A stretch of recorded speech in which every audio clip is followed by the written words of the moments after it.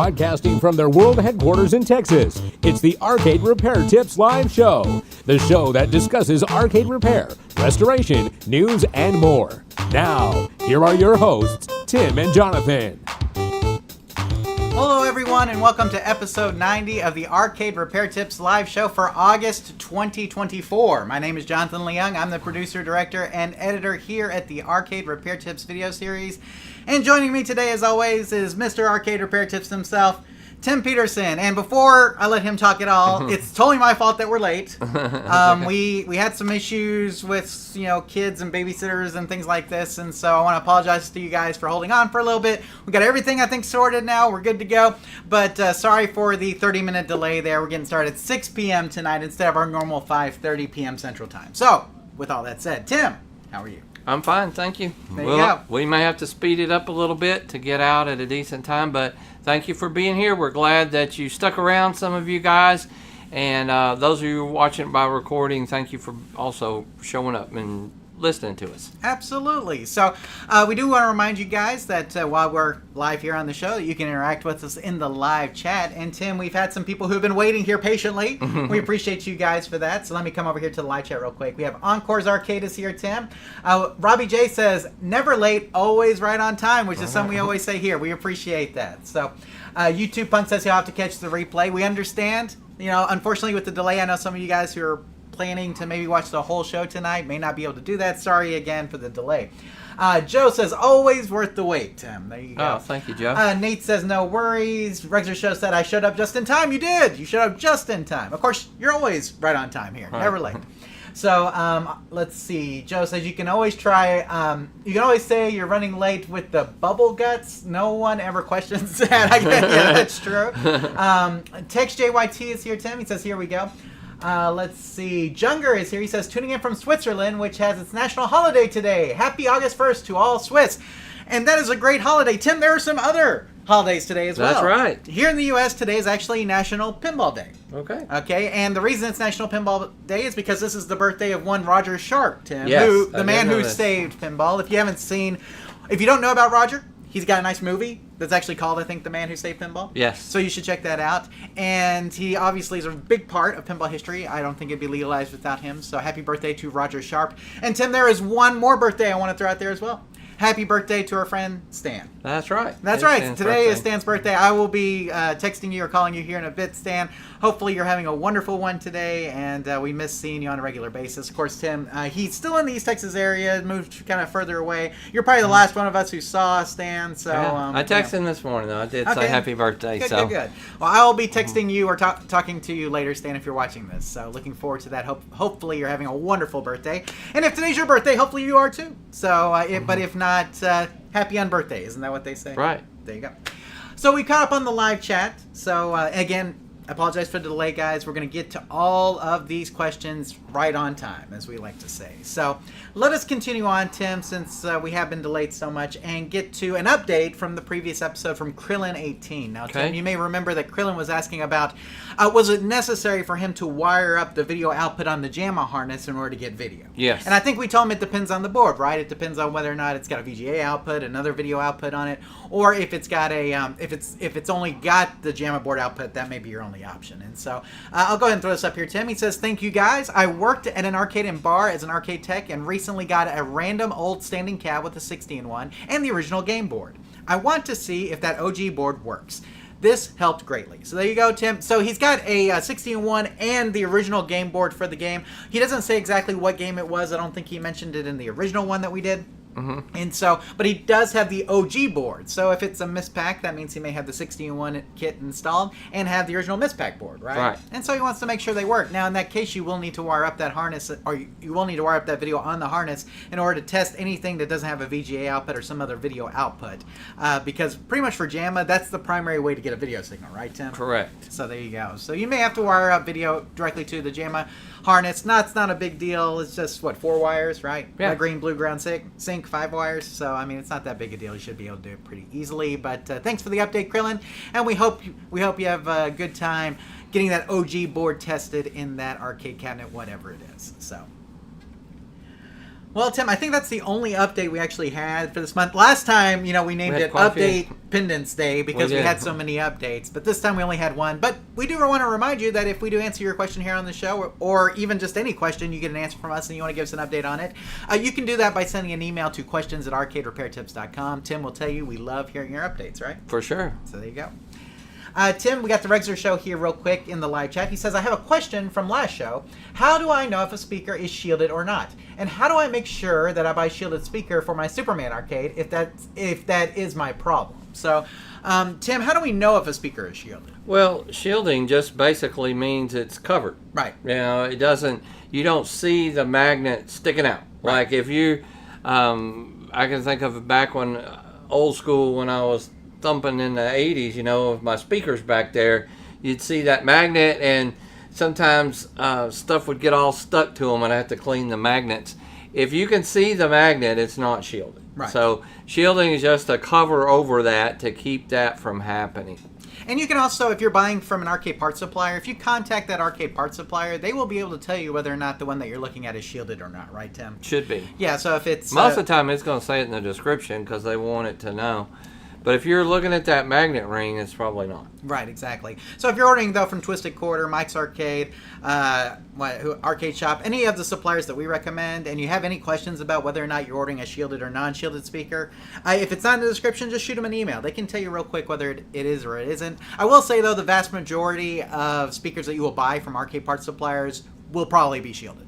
So, because they know this is a problem. Not everyone, though, and so it always is good to ask if you have any questions. So, Regzer hopefully answered your question, and good luck installing that shielded, hopefully, speaker in your Superman arcade cabinet there. Tim, you ever played Superman? Yes. That's okay. It's not I bad. like it. Yeah, it's a good game, so...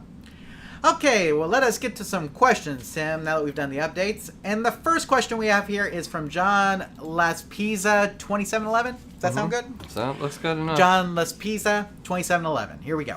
Guys, help! I have a WSOD, widescreen of death, and no sound on my World Series The Season arcade game.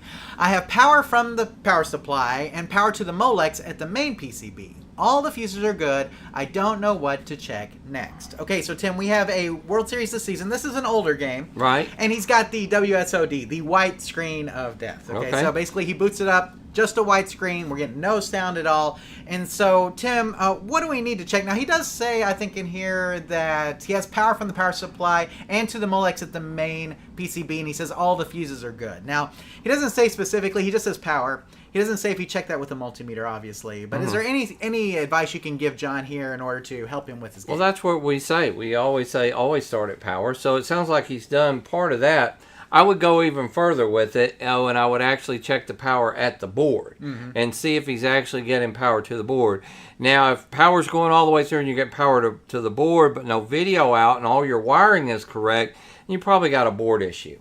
Right, exactly. It's quite simple. That's pretty much what it is. It could be probably a board issue if your power is fine. Right, and so that's why we always start at power, ASAP. That's our approach here at Arcade Repair Tips. And so just because we're getting power doesn't necessarily mean we're getting good power, right, Tim? Right. And that's why you want to make correct power. Right, and that's why we want to make sure that we're checking it at the board. So, Tim, with all that said, let's go ahead and throw up the screen here so we can tell John what we just discussed. Based on your description, it sounds like it's either a power, connection, or game board issue. So, a power, a connection, or a game board issue. Let's start off by measuring the voltage on the game board to ensure that it is in range, just like Tim mentioned. Next, check for any loose and or disconnected connectors on the game board itself.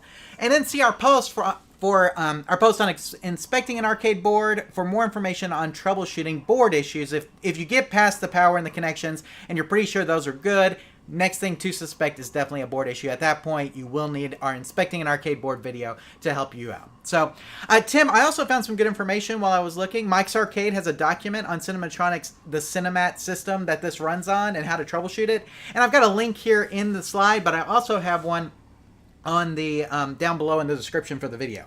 So if you need to do some board troubleshooting on a World Series this season and that Cinemat system that it's based on, make sure you check out that troubleshooting guide. That'll help you quite a bit as far as making sure that the board is working. So Tim, there's a lot of great resources obviously on the web for troubleshooting these things, and Mike's Arcade always has a lot of great information on their website.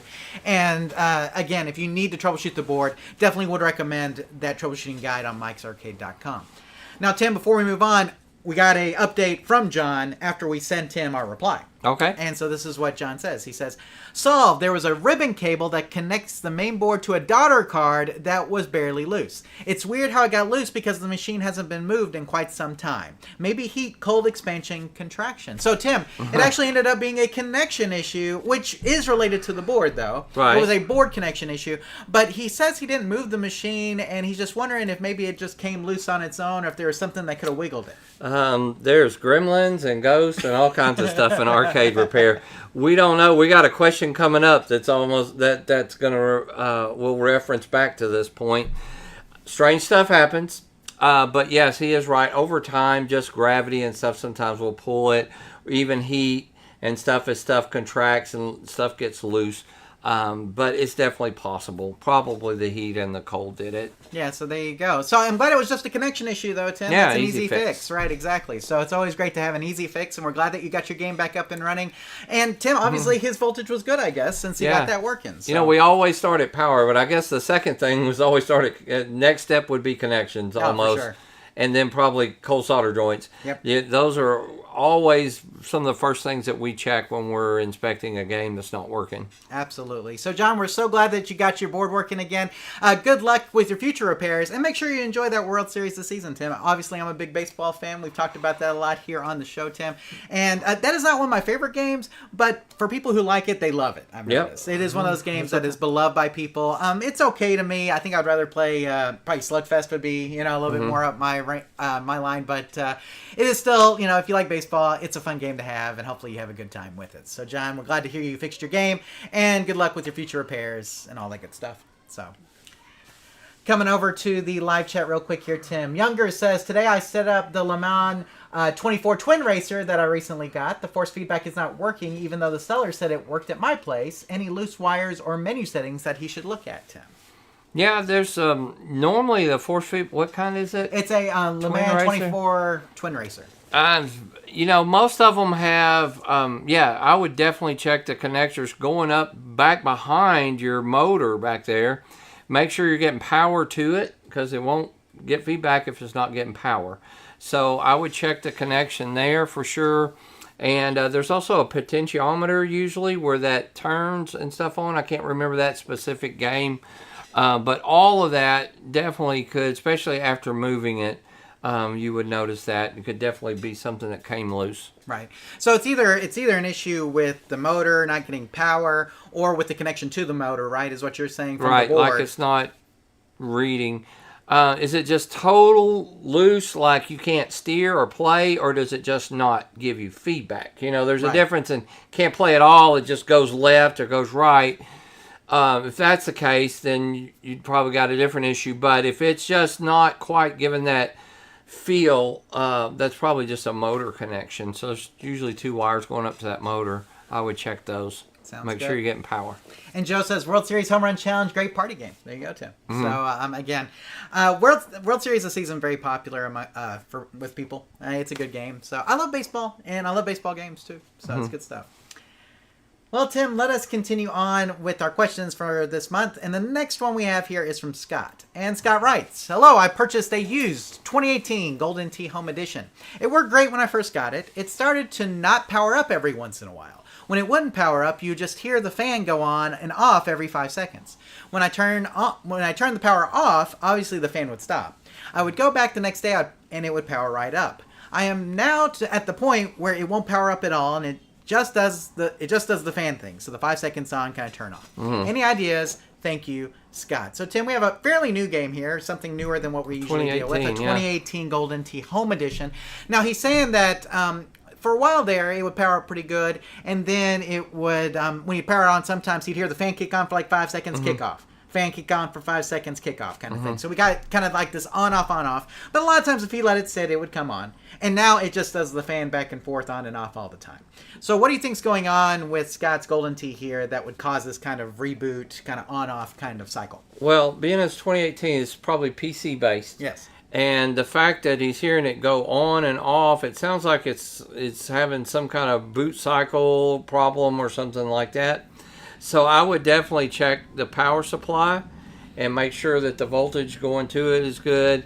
And, you could hook up like a a TV or something, you should hear it play blind. It's probably not coming on at all. Right. So it could have just had a battery die or something and lost its settings, stuff like that. But it's just like any computer. You're going to check it could be a motherboard or something that just went out. But more than likely, it's something to do with the hard drive or video card or something like that quit, especially with that fan power surge. And so not only you need to check your power supply going over there, the power supply in your PC could have went out. Right. And I assume they're two different ones. Yeah, and I think they definitely are, Tim. I'm going to go ahead and put the slide up real quick. So this is a picture, Tim, I think of a golden T2008, which is 10 years older technically, but as you can see, it's PC-based with the fan and everything. And so I just wanted to find something, though, that we could kind of show. This is probably what you're looking at. So most modern Golden Tee games are PC-based, like Tim mentioned. The fact that you can hear the fan power on and back off would seem to indicate the PC is stuck in what we call boot loop. Okay, and this is a normal thing with PCs all the time. You get a boot loop kind of thing.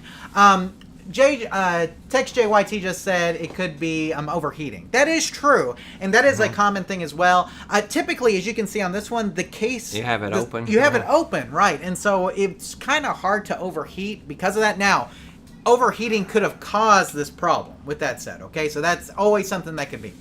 So, but the fact that you can hear the fan power on and back off, again, kind of sounds like a boot loop here. At this point, you need to check a number of things. Okay, first, check power supply in the PC itself. Make sure it's good, okay? Make sure the voltage coming out of it is good. Tim mentioned the BIOS battery, and that is possible that whenever you're putting the power on, that it's not coming on. So, Tim, I would normally say that would be the case. And that would be the case if it only did the fan thing one time. Right. The problem is it keeps doing it. Yeah. And when it keeps doing it, that means I'm trying to come on and I can't. Okay. I'm trying to come on and I can't. And so, in this particular case, I'm not thinking BIOS CMOS battery kind of thing or BIOS setting. I'm thinking more of the fact that we are actually having hardware issues somewhere.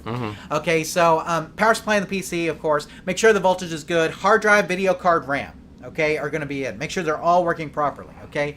Let's see. TextJYT says the CPU fan. We've seen that before.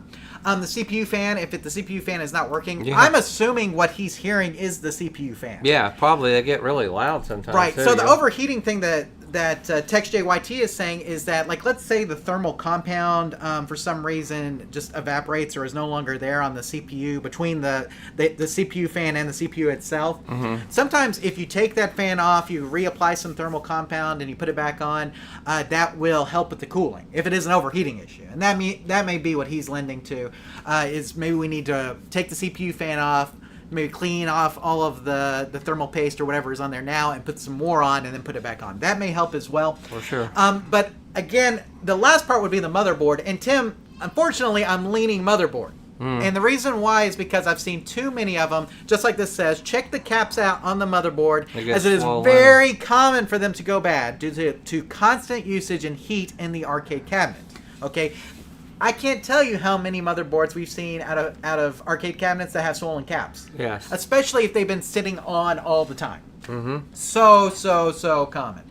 And so make sure that you check. You may want to even pull them or just look at the motherboard and see if you see any swollen caps. You can try replacing them, but sometimes when they leak that voltage, Tim, it just makes the whole thing go bad. And so you have to be very careful. Just replacing the caps may not get you back to where you are. You may need to replace the whole motherboard. And of course, Tim, can't overlook the fact that you can still contact Incredible Technologies. They're still in business, and this is so modern, Tim, they would probably be willing to help you out with troubleshooting. For sure. And would definitely have a replacement for it. Now, said replacement will probably cost you an arm and leg, but at least you'll get a replacement if you need it. Let's see. Joe says leaf blower to see if it lasts longer on. It's probably overheating. So overheating is a common thing with PCs like this, and so definitely what we want to do is if we can get more airflow to this PC, let's see if that helps as well.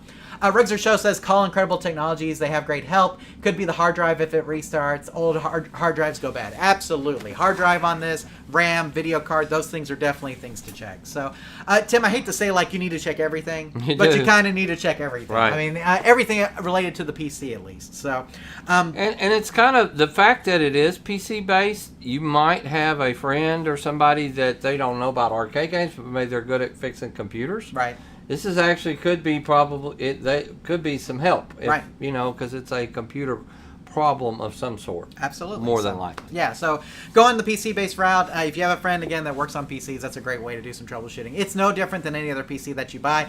The only difference is it is a little bit more industrial in the fact that usually it doesn't have that outside case on it. It'll probably have the parts in it are usually a little bit different than maybe the parts you'd see in a traditional consumer-based PC. And so, it's a good thing to troubleshoot if you have a friend that does have PC troubleshooting experience. So, and like Richard Show said, call Incredible Technologies. They're still in business. They'll be more than willing to help you out. But they will charge you a lot if you want a motherboard replacement or something. And if they say it's the motherboard, I would probably go on eBay and see if I could find a replacement first, because it'll be cheaper if you can find it there than if you order from Incredible Technologies. I can guarantee you. So, Tim, anything else on Scott's problem before we move on? No, I think we covered it pretty good. Sounds good. So, Scott, hopefully that answers your question, and good luck getting your 2018 Golden Tee Home Edition back up and running. Tim, if you run those things all the time in your house, like let's say you just keep it in a track mode, I mean, I can almost guarantee there's some swollen caps on the motherboard. I mean, it's just over time. And arcade cabinets allow for a lot of airflow, but not as much as those PCs really need to get adequate cooling, right?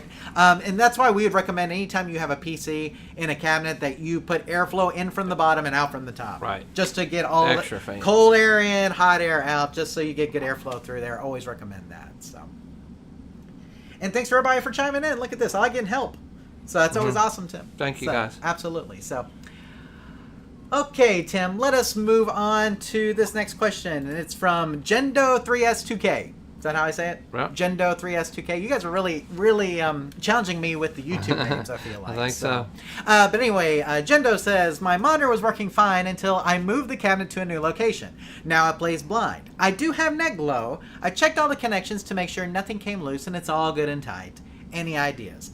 So, Tim, this is the same song, same story that we get a lot of times. I moved the arcade cabinet and it's no longer working. Okay? Never move them. That's right. Or even if you don't move them, like we had earlier, you can have problems. John had, you can still have problems even if you do move them. Don't move them. But, Tim, this is a very familiar story. Obviously, we move a cabinet to a different place and all of a sudden it's not doing what it was. It's not working anymore. Most of the time when that happens, it is some kind of connection. And I know he said he checked them, but I would triple check my checking, right, and just make sure that everything is good. But he does say that he has net glow, right?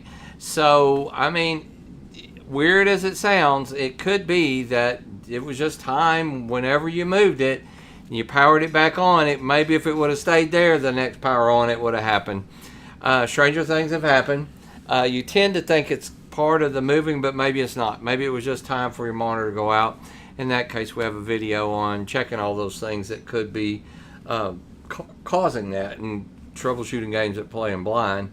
But at the same time, it's real sus that it happened right after you moved. So even your connections to your power supply, every video connection and everything, it's still playing. And so there's still a lot of hope there.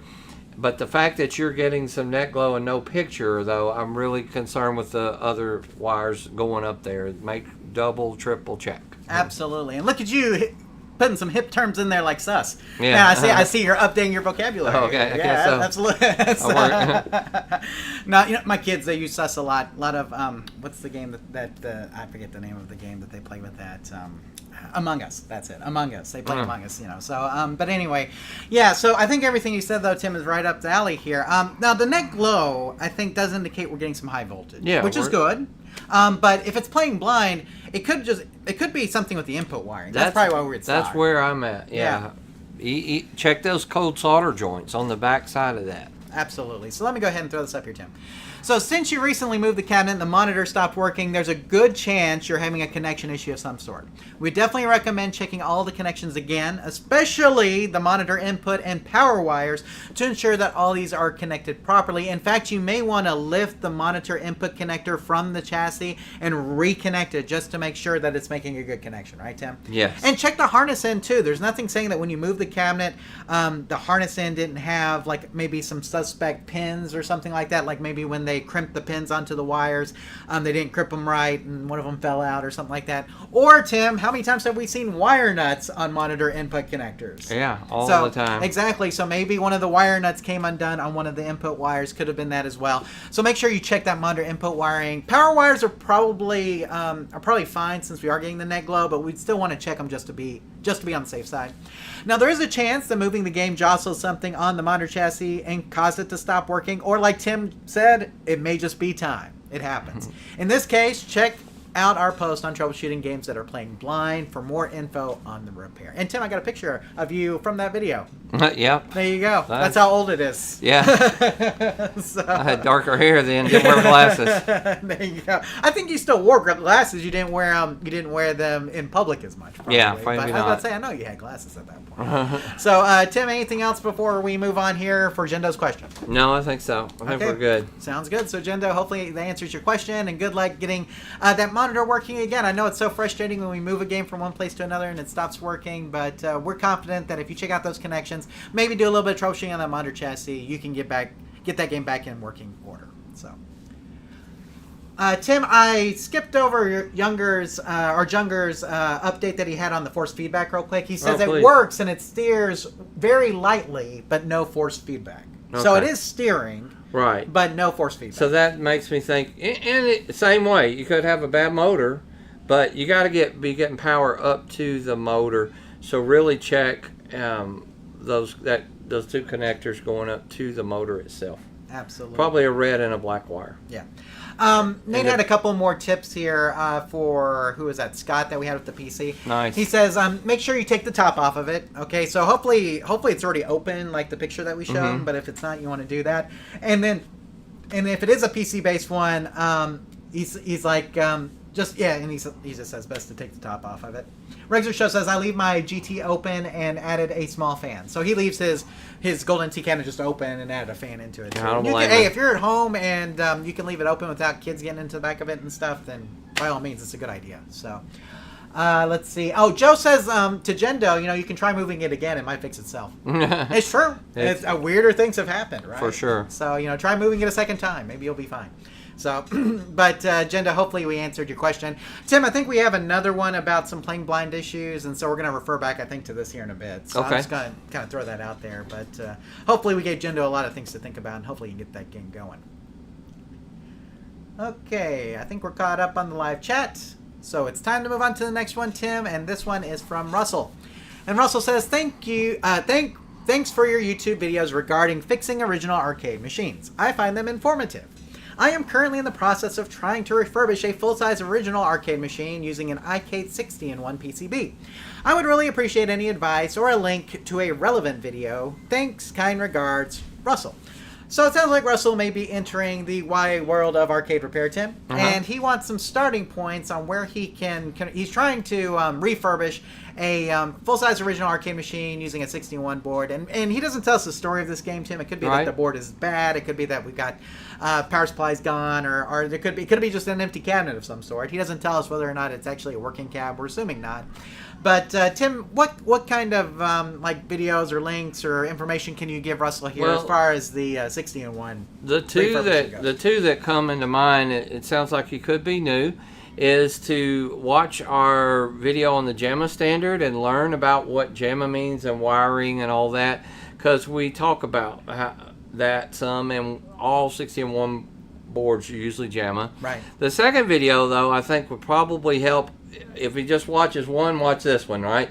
That's the one where we actually put together a Holland computer game from scratch, because it shows how we wired it, how it's wired JAMMA, how the board works, how it connects to the monitor, all that stuff. I think that one would probably really help him a lot. Absolutely, Tim. And in that video, we actually use a 60-in-1 board, which we have to remind people does not come with that kit. You have to get that separately. But it's the most common board that you can use in that, really. Now, there's the 412-in-1s. There's some other ones as well. But for the most part, that 60-in-1 seems to be the most common one that they use with that kit. And I'm with you, Tim. I think those two videos are going to be the two that Russell needs to check out. So I'll go ahead and throw this up here. We highly recommend checking out all of our content on the JAMMA standard. as is a 60-in-1 iCade board that uses that for its wiring. So we've got getting familiar with the JAMMA standard, Tim. We have wiring an arcade cabinet using the JAMMA standard. Those two specifically, I think, would help him a lot. And then also our post and video on assembling the Holland Computer /RetroArcade.us cocktail cabinet kit should be very helpful to you as well, especially when it comes to wiring up the monitor and other accessories, volume controls, coin lights, switches, etc. That video really does show, and we have two different versions of that, Tim. We have the earlier version for the earlier cocktail kit. We have the later version for the 2021 kit that they released. Either one of them pretty much talks the same about JAMMA and how it works. So, but that kind of takes you step by step as to how to do all that, and it can be very helpful for sure when it comes to wiring up a 60-in-1 iCade board. Tim, anything else here for Russell before we move on? I don't think so, Russell. If those aren't helpful and you need more advice, just please write us back. And all of those videos can be found right here on our YouTube page. If you're watching this on YouTube, then just click our little channel icon that looks like the Arcade Repair Tips logo, and you'll see all the videos. You can do a search for JAMMA or anything else that you're looking for there. And yeah, exactly. Right. Wherever that button is. I think it's actually on this side. It's over there? Right here. Is it here? Right here. Right there. Press that one. Exactly. So there you go. So you can actually subscribe and maybe find the videos that you're looking for as far as those are concerned. And we have all the most recent ones are down below. I think the very first one in our most recent playlist is the Holland Computers one. Because that was really the last official video we did. So that would be the one to check out, I think, like Tim mentioned. Check that one out. Let us know if you have any questions, too, during the process. Send your questions to questions@arcaderepairtips.com via email, and we'll help you out if you have anything that you have suspect issues with or anything while you're doing the wiring process. So, okay. So Russell hopefully answers your question, and good luck refurbishing that arcade cabinet with the iCade 60-in-1 board. So. The grayer my hair, the more recent the video. Oh, that's true. Exactly, for sure. Let's see. Text JYT. I want to start some controversy. Keep original CRT or swap in an LCD. Let the fight begin. So as far as keep original CRT or swap in LCD, our philosophy is always keep the CRT as long as it's working, and try to fix it as much as possible. And at some point when it dies, then I'm going to put the LCD in there. Now, what the customer wants, Tim, and what we want are two different things. Every game in here except for one has the CRT in it, right? Mm-hmm. Every game in here except for one has the CRT in it that came with it. It's because we've kept them running. But we understand that people sometimes want warranties with things. If I refurbish a CRT monitor, if I send it off for repair to somebody, they'll give me a warranty on it, but it's not very long. What is it, 90 days? Maybe. Typically on a repair, maybe. Whereas with an LCD monitor, a lot of times you get a year warranty. So if you tell somebody, okay, we could get your chassis fixed for X amount, which usually is pretty expensive, and you get a 90-day warranty with it, or we can spend a little bit more, maybe get an LCD, and it'll come with a 1-year warranty. The vast majority of people will do what, Tim? For sure, they're going to choose the new ones. That's right. They just will. So it is what it is. It's a preference, though, too. We don't hate on anybody. If that's what you want, you like in your games. I think they look really good in some games. I love them in driving games for some of them. But then I prefer the pixelated look of the CRT in my classic games. But, to each his own. Sometimes you just got to do what you can get and what you can find and fix. So for sure. Nate says, buy JAMMA cord completely gutted and rewire everything. Better to do it from scratch as far as the 60-ones are concerned. Yeah, I agree. Yeah, for sure.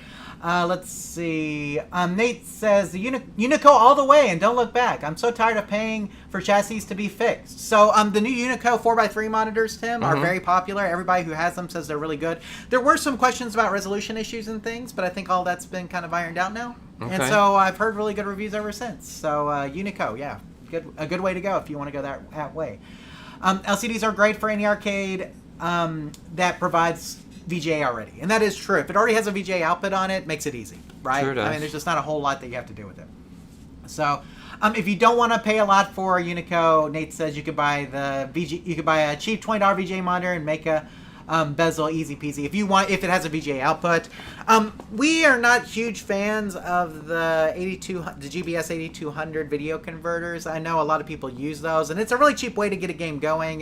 But if you're using it in a commercial setting, Tim, I think that's where it's really not a great setup for commercial. Now for home use, it's fine, but I think for commercial setup, you definitely want to go with like a Unico or something commercial grade, right? Mm-hmm. And Text JYT just donated $20, Tim, and says, Wow. I say keep it CRT, and that's what we do. That's what our personal preference is for sure. Keep it CRT as long as possible. But we've already discussed, Tim, CRTs are gone, okay, for the most part. There's Right. still some around, okay, but, I mean, getting a 19-inch CRT now, nigh impossible unless you're trying to find something like a tube compatible with your chassis, right? Or you have a chassis that's working, so... nothing wrong with going to LCD like Tim mentioned, and the vast majority of customers that we have, a lot of times will pick LCD just because of the warranty alone, if nothing else. So, let's see. Jim says he wants to dress up like George Costanza and push around a Frogger cabinet at conventions. I think that's a great idea. More power to you, but just make sure it doesn't get run over by a truck, and I think we'll be in good shape. So, okay, so Tim, we are to the question that inspired the title. Glass breaking crazy, Tim. Okay. Glass breaking crazy. So we've already responded. I've already had conversations to Heather, who's the person who's asking this question, Tim. We've already kind of gone back and forth. But I thought this would be a fun one to bring up on the show because it's kind of interesting. And I actually wanted to get some input from the live chat to see what they thought as well. We got some pretty smart guys over there. I know we do. So I'm gonna throw this one to them. I'm gonna throw this one to Tim first, and I'm gonna throw this one to the live chat. And we'll see how it works out. So Tim, here is Heather's question. She writes, I have a question for you. We just arrived to my parents' lake house for the weekend, and the glass on top of our cocktail unit is completely shattered. It's in a garage game room, which is insulated and has a window AC unit. I feel like it got hot, just like cell phones do sometimes, causing the glass to break. It was bought brand new about 5 years ago. What do you think would cause something like this to happen on its own? I appreciate your time and look forward to your opinion. So, Tim, here are the pictures that Heather sent.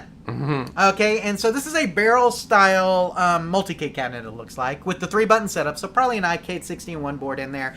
And you can see they have the little stool there, little black stool in the corner, but you can see that the top of it is completely shattered. Now, it does not look like anything fell on it, per se. And there was nothing they found on top of it. That's important to note. They believe, when I was talking to her, Tim, that the window unit was going the whole time and keeping it, I think, around 80. Wow. Okay, so it's not like it's not like it got super hot. 130 or something. Right, exactly. It is in a garage, but the garage is insulated, right? Okay, so that's something to keep in mind. Okay, so it looks like that this broke kind of on its own.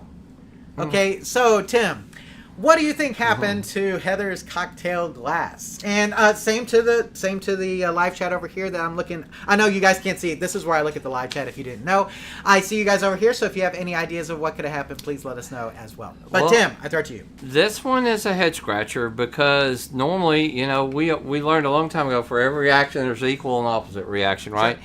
If it wasn't hot in there. But we do know that the glass was tempered glass. Now, if it was just a heat issue, every window in Texas would be busted right now. Or Nevada, if you were out there in Vegas right now. Well, she's in Florida. Right? Okay, and in Florida, get hot. If it was just hot. Right. I don't know that. I think going from hot to cold could cause some of that if you were going from one extreme to the other. More than likely, I don't know. That's the truth is, we don't know. We talked about gremlins, we talked about ghosts, but the thing about glass like that, it's tempered glass, is it doesn't take but just a little bitty bump or something, and it can shatter exactly like that. In fact, I've seen videos where people would just set it on the corner, but if they weren't in there and the room was sealed off, I can't believe that there wasn't a cat or anything in there. This is quite a mystery. So we're not glass repair people, but that just seems very strange that this would happen. Maybe a little holy water on it and repair it. But other than that, I'm at a loss. I don't know. I think that to me it had to be something with the temperature going and changing and fluctuating. But if they kept it reasonably cool and nobody touched it, they just came in like that one day. There had to have been some flaw in that glass that just presented itself at some point. But still a mystery. What's the live chat saying? Well, I was going to say before I go to the live chat, we've seen this with pinball machines where people will walk in and their pinball machine glass is like totally shattered. That's true. I think we see it more with that just because I think it had something to do with the glass being flat. You know what I'm saying? Versus like the glass, I think about the glass bezels, the glass that's like in these. I don't see that break nearly as much as I see with like flat glass. Flat police? Yeah, I don't know. Who knows? So anyway, Tim, I'm gonna actually let's go to live chat first. I was gonna go to this, but let's go to the live chat first, real quick. So Poor One said, Poor One says he has an outrun and needs some work. We'll talk about that here in a second. Okay. Please give us some more details about that, and we'll get to that here. Nate says, do you think it was tightened down too tightly and shattered? See, that's where my brain is going. It's like at some point, it was so tight, and then a little bit of temperature fluctuation caused a stress in it, and that's what caused it to shatter. That's my guess, is that exactly he's right. I think that something was tied too tight. Yeah. Junger says it's not original and self-built. That's the problem. I mean, you buy a piece of glass, it's a piece of glass, right? I mean, it should work. Let's see. Nate says too much pressure applied. I mean, it's possible with the stuff. Tex JYT says same thing, kind of pressure. He also says maybe Bigfoot. But there you go. I think we got, is that all of it? Yeah, I think tension is part of what I didn't think about when I wrote back to her. Like maybe the clips were just too tight, and so like it didn't take much to crack it because of that. So just a little bit of fluctuation or a sunny day or something that just caused that stress where they were probably too tight. Absolutely. So let me go ahead and throw up what I kind of discussed with her. This is very strange. Tim mentioned that too. It's possible that the temperature may have had something to do with the glass breaking. There may have also been some imperfections in the glass that when exposed to the right circumstances, like Tim mentioned, like a heat cold kind of thing, caused it to break. Good news is that broken glass should not cause any electronic issues. And so you should still be able to play the game provided you can remove the pieces safely. And Tim, a lot of times, I know when this happens on pinball machines, I think they recommend shop vacs to suck it all up, right? Yeah. So just suck it all up with the shop vac. That should get most of it out. Of course, you will need to get a new piece of glass. You can try contacting the company you bought the game from. Of course, it's been 5 years, Tim, so who knows if they're still around or if they're still making the same units. But if they are, try that first. Or you can contact a local glass shop and be sure to get the tempered glass. Right, Tim? Yes. Tempered glass. Always tempered. Always tempered. So, but overall, don't really know. I mean, that's kind. I mean, we gave you some ideas here, Heather, and I kind of told her that. I mean, it's like, don't really know, but it's definitely possible. That. And I like the stress. I didn't think about the stress being applied by the clips being too tight. That's very possible as well. And so, if those clips were down really tight, kind of holding that glass down, and it just got the slightest bit of bump, slightest bit of temperature variation or something like that, then we may have gotten a breakage due to that as well. Anything else, Tim? No, I don't think so. Well, there you go, Heather. There's a little bit question. more Thank you on for your writing question, and hopefully, even if you don't figure it out, hopefully you can get it replaced and start playing your game again. Exactly. So, yeah, it's weird because, I mean, obviously it's pretty broken, but it doesn't necessarily look like anything hit it either. I know it's from the pictures. So also, if you have any children, there's always a possibility. That's exactly They correct. will lie. They will lie. Well, it doesn't sound like anybody was really in the lake house. That's very strange, yeah, because like you said, nobody was there, and very strange, very interesting question. Absolutely. So, Heather, good luck getting that glass replaced. Hopefully the game still works fine after you get it all cleaned up, and some things we'll just never know, Tim. Yeah. I'll mark that on my list of things I'm going to ask God when I get up there. Right. So, there you go. So, I'm going to come over. Poor One, earlier you said that you had a problem with an outrun. Give some more details on that. We can help you out. Let me see what else here. I think we're all caught up, maybe. Yeah, and Joe said the same thing you did. Somebody broke in and doesn't want to fess up. Yeah. Exactly correct. So, and Nate, 100% probably what happened. So here's Nate's question, Tim. Just thought of a question. What would you suggest for Unico monitor not covered by glass? 2 monitors installed in 2 games with no glass covering it, and kids play on it. So, what would you suggest, I guess, for protection there, Tim? We usually use plexiglass. Sure. It's cheaper, and you don't have to worry about it shattering like this case. And if it scratches, you can just easily replace it. Yeah. Tim, we like had a Lexan. Was it last month or the month before we had the lady that was that threw whatever it was or punched the screen on the Fast and Furious Superbikes and then broke it real quick? Putting some plexiglass over it's never a bad idea. Tim, I think of games being in pool halls, and billiard balls are definitely definitely hard.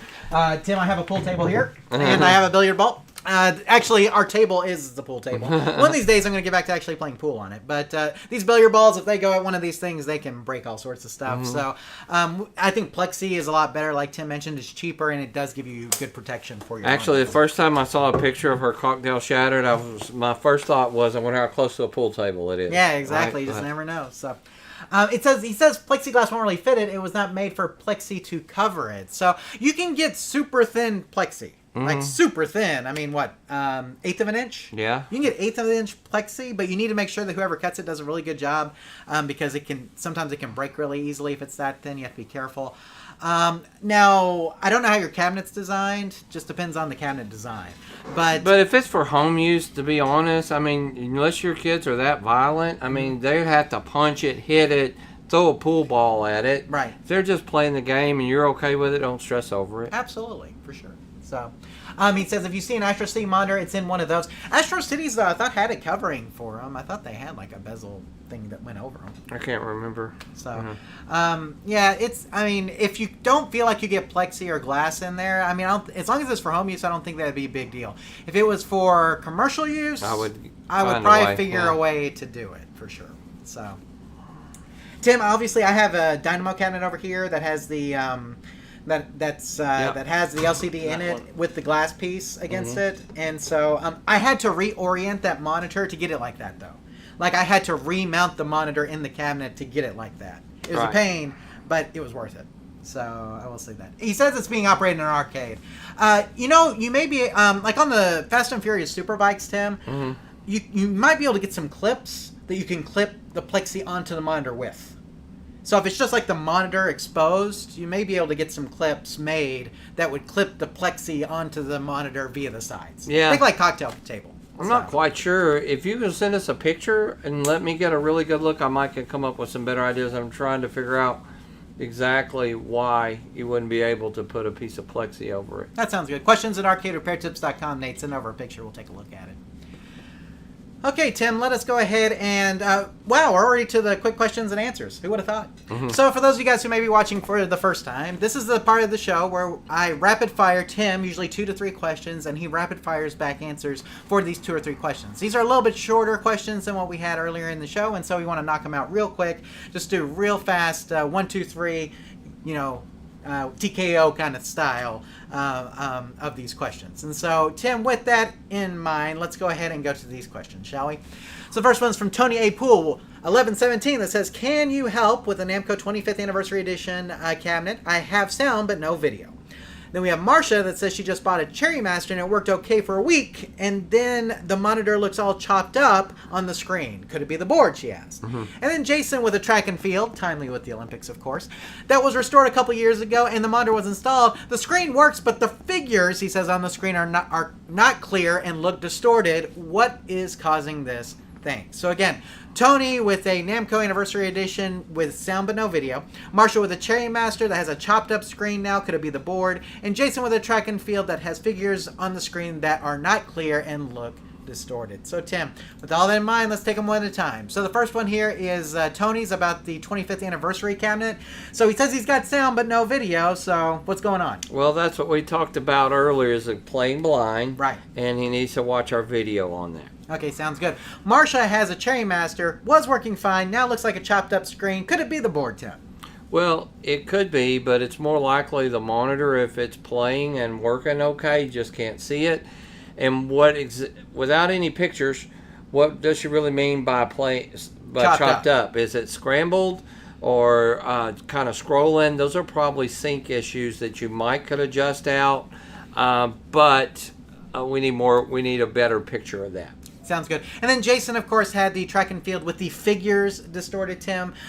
Now, he doesn't say the rest of it is distorted, just the figures, so I assume this is just the characters. And so with that in mind, what do you think? Well, when you think of just some figures being distorted, but the rest of it looks fine, it's probably a board issue. But, of course, you want to check your power supply and make sure that everything is fine. But if the whole monitor's doing that and got other problems, but if it's just the figures, like he said, it's probably something on the board. Sounds good, Tim. So let me go ahead and throw up this real quick so we can talk about it. Tim, on Tony's question, does sound like a classic case of playing blind, right? So Yes. we have that video we talked about earlier on troubleshooting games that are playing blind, and we would refer you back to Gendo 3S2K's question, which is basically very similar to yours. I said Tony A. Poole, but it's Tanya Poole, probably. Okay. You know how it is. These things always confuse me. So Tanya Poole, hopefully you can get some more. You might want to go back and check out Gendo's question. We talked a lot about playing blind. I think that's a good place to start. On Marsha's, yes, it could be the board, but it depends on what chopped up looks like Tim mentioned. If it's more scrambled looking, it may be a monitor issue instead. So if you can send us some pics, that'd be really great. Tim, I put a picture of what like out of sync and needs hold adjustment looks like here, just to give you an idea. But if it's scrambled, like when you say scrambled or chopped up, to me, I probably do think more board issue. But again, it depends on what the screen looks like. So send us some pics, let us know what you find, and then we can probably give you a better idea based on that. So Jason, yes, maybe a board issue, especially if the corruption is just in the figures or characters. Now you want to test your power supply voltage like Tim mentioned, but Tim, there's also a track and field ROM tester that you can get. Okay, you just need to get it burned on a chip. Okay, and you can go to jammarcade.net/diagnostic ROMs to look it up. Nice. And all you do is you replace that ROM. I forget the location of it. It And tells you it'll in tell the you train. what's It'll boot up to a screen that will test all the ROM, all the RAM, and make sure everything's working. Wow. Okay, so you may need to get that burned. If you need to get that burned, you can go to hobbyroms.com. They can burn one of those for you. But those test ROMs like that are super, super helpful because it'll test everything, make sure checksums come back right, make sure everything's working properly. Okay, so a great way to troubleshoot the board is to get one of these diagnostic tester ROMs like this. Should get you back up and running, hopefully, if it is a board issue. That's cool. And I put that link down below there too, Jason, so you can go to there and find the ROM. Again, if you contact Hobby ROMs and say, hey, can you burn me this? They will burn it for you. They'll charge you, of course, for the chip and everything, but it's not going to be very much, and it's going to save you a lot of trouble in troubleshooting. Great deal. Tim, anything else on any of these questions here before we move on? No, I don't think so. Okay, sounds good. So, Tanya Poole, 1117, Marsha, and Jason hopefully answers y'all's questions. If you have any other issues or things that you want to discuss about those, please email us at questions@arcaderepairtips.com. Especially Marsha, send us some pics. Let us see what your Cherry Master looks like, and we can give you a better idea on whether or not it's a board or monitor issue. Let's come over here, Tim, real quick. Let's see. Junger says he's hitting the hay. Gonna watch the rest of tomorrow. Good night. Have a good night. I don't know how late it is there in Sweden, Tim, but Probably pretty late. Probably pretty late. So we understand. Get some sleep. Thanks for joining us live. Nate says I'll have to send the photos. It's just mostly Japanese cabinets that don't use plexiglass, just the bare monitor sticking out. Yeah, like some of those candy cabinets are like that, but a lot of times there is a way that we can get some plexi over that, like Tim mentioned. We just need you to might set have it to up. create or make your own wood down the side. Like the quarter round you see around baseboards, you can use that and kind of make it come out and put a bezel, put your own. Absolutely. Jumping General says, hey guys, late to the party. And Tim, we say you're never late, you're always. You're not much later than we were. Exactly. That's even better. You're always right on time. Always Today right we on were time. late. So, I mean, it is what it is. It started at 6 o'clock, Jumping General. So, you really didn't miss much considering, only 53 minutes. So, I mean, Right. and hey, you can go back and watch it anytime. That's why you're never late. You're always right on time because you can always watch it later. So, there you go. Let's see. Anything else in the live chat? Think we're good? Good. Okay, we're good. Okay, Tim, well, let's go ahead and go some news, some discussion, and things like that. And, Tim, I went to an arcade since the last time we were all together. Okay. And it was a Main Event. Those of you guys who may be familiar with Main Event, Tim, there's a big merger between Main Event and Dave & Buster's recently, right. and so Main Event and Dave & Buster's are now the same company. And as people know, I own stock in that company, and so I want to support them as much as possible. My daughter wanted to have her birthday at Main Event, or at least go to a Main Event for her birthday, and so her birthday was this month, and so we went to Main Event. And Tim, I just took a picture. I took a picture of 2 non-working games and then 1 working game. Okay. You know, I don't know. I find the non-working games interesting. They were actually working on games while we were there, and it was Saturday night at around 5 or 6 o'clock. Wow. They're working on games while it's going on. So I thought that I was pretty impressed by that. But anyway, Tim, here are the games I took pictures of, just like 3. Now you notice the first one we've talked about, NBA Superstars, the spiritual successor to NBA Jam. I'll hold that one for just a second. This Tomb Raider, Tim, had an error message on the screen. I don't know if you can read it here in the picture, but it was error message. And Tim, this cruising cabinet has no monitor. Or bezel. Or bezel. It's totally missing. It's like they pulled it off, shipped it out, and didn't even bother to put like an out of order on it. Well. So there you go. Hey, it made for a great seat for those people who want to take a break in the arcade. So, but anyway, So obviously the Tomb Raider and the Cruising game, those are ones that, it's like obviously things aren't working. We're always interested in that. But Tim, the NBA Superstars is what I want to talk about. So NBA Superstars is brand new, right? Like it just came out not too long ago. They had it set up there. Now, Tim, it is different from NBA Jam in that it's 3-on-3 instead of 2-on-2. That's what we talked about. So it took a little getting used to with the 3-on-3. I will say that. Now, I only played a quarter, which is about 3 minutes, okay? And I played as the Mavericks because I want to play as Luka Doncic. You know what I mean? But, I played, and it was fun. It would take me probably several games to get the hang of it. It's definitely different from NBA Jam. Okay. So I know, like NBA Jam, people are like, oh, it looks so much like it, and it does. And it does play similarly, but there's definitely some stuff in there that's a bit different. You do have a turbo button, you have a shoot, you have a pass. Some of the defense and stuff, like swiping, like you can do on NBA Jam, I never really figured that out on the defensive side. Okay. I could block shots, but as far as like steals, I was having a hard time with the steal button. I don't know if I wasn't doing it right. Having the third person there kind of changes your strategy a bit. Is that a good way to say it? Maybe kind of changes the way that you interact with the game, and so I'm not sure if I like it or not. I think I need more time with it. Wouldn't it be fun though if you had 6? Can 6 guys play at one time? No, only 4. The only ones I've ever seen are 4. You have 2 extra guys on each side. Okay. So you guys are playing 2, and then the computer is always one of the guys. I see. So, but I think the 3-on-3 adds to it. Now, the court feels a lot larger than NBA Jam. I feel like on NBA Jam, the court feels like this. In this, the court feels big. It feels like there's a lot of space. Passing is essential because of the way the computer will guard you. And so, setting up a play is kind of essential for success, I figured out. Can't be a one-man show, go down, dribble it, and, dunk a lot of times. They're going to get you, okay? Can't dunk from, half court and do, not triple from half flips. Not from half court. You can get up close and dunk. You can still dunk, but you want to make sure your guy's open because the computer's really good about taking the ball from you, stripping it. They play really good defense, right? Okay. So, you want to make sure that you've got your stuff planned out when you're playing it. So overall, I'm still more of an NBA Jam fan. With that said, I think if I have a little bit more time with it, I may learn to love it. So if it comes home and I get a lot of time to play it, I'll probably get better at it. But overall, the graphics are cool. The cabinet itself is incredible looking. It looks like a piece of artwork. It's amazing. It's got the flashing little flash bulbs in there, Tim. It also has the high definition screen that shows the time and the score up at the top. And it is cool looking cabinet. Graphics are great, just what you would expect from a modern game. Were a lot of people playing it? There were people playing it every so often, kind of rotating through. It wasn't it wasn't a big game. I would say that the Redemption obviously got played a lot more. But as far as a video game goes, I thought it was pulling in some pretty good players. I walked by it several times, and I saw at least 4 or 5 different people playing it. Okay. So there's never more than one person on it at a time, though. They weren't playing each other a lot of times, just playing the computer like me.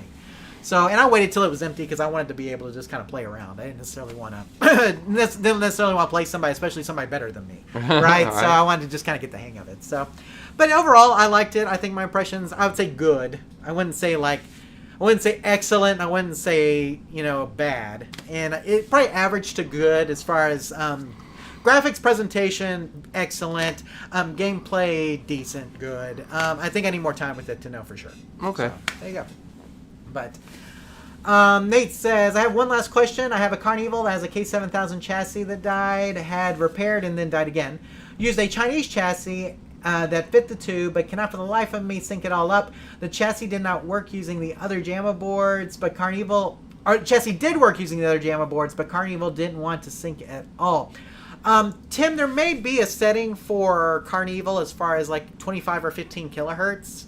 And so you may just make sure that that's set properly. I think that's one of those multi-sync games. And so if it's set on 15, you may try setting it to 25. If it's set on 25, you might try setting it to 15. Okay, just to see if it does.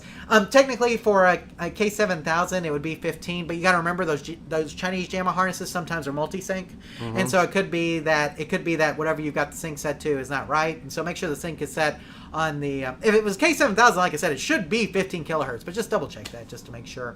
Carnival 2 can be a weird game to sync because it does have a little bit of a, like I said, the graphics and stuff. It's a little bit newer game. And so it could just be that it's not going to sync real well with that game. and it happens. You can try. There may be some tricks to getting it to sync. There may be some you may be able to get some circuits and stuff. There is some documentation that people have been putting together for those Chinese Chinese chassis, and so you may do a search and see if you can find something for Chinese chassis. Yeah, I don't know much about them. A lot of those are Waya. Yeah. So if it's a Waya chassis, you may do a search for Waya sync and see what you can find. Because I have seen some stuff out there. I can't recall anything off the top of my head. But the Waya sync is a problem with some games, and you may do a search for that and see if you can find it. Razor Show says third-player CPU makes it easier for the rubber band effect to take over. CPU player makes all the plays to make the game even. Yeah, and I think that's why they added the third player, Tim, is that you always have a third player that is the computer. And so that third player, if you're way behind, can just take over the game and catch you up. So you still feel like you're in it even if you're terrible. Right? So rubber banding, man. Rubber banding gets me every time. So, and as far as I know, like Mario Kart and NBA Jam are like the two most infamous examples of rubber banding by far. Right. So where it's like they'll always keep you close no matter what. So. Okay, Tim, are we ready for some news? Yeah. Let's do some news. Okay, I'm going to go ahead and throw this up here first. So, Tim, the first bit of news we have here is that they are making a Double Dragon. I don't know if I'd call it a reboot necessarily, but a new version, and it's called Double Dragon Revive, and it says it brings back the series with 3D graphics. Arc System Works and Ukes have announced Double Dragon Revive, a 3D revival of the arcade series that debuted in 1987. Tim, did you see the trailer? Because the trailer starts off with this cool transition from like the arcade game to the graphic style used in the new game. Really neat.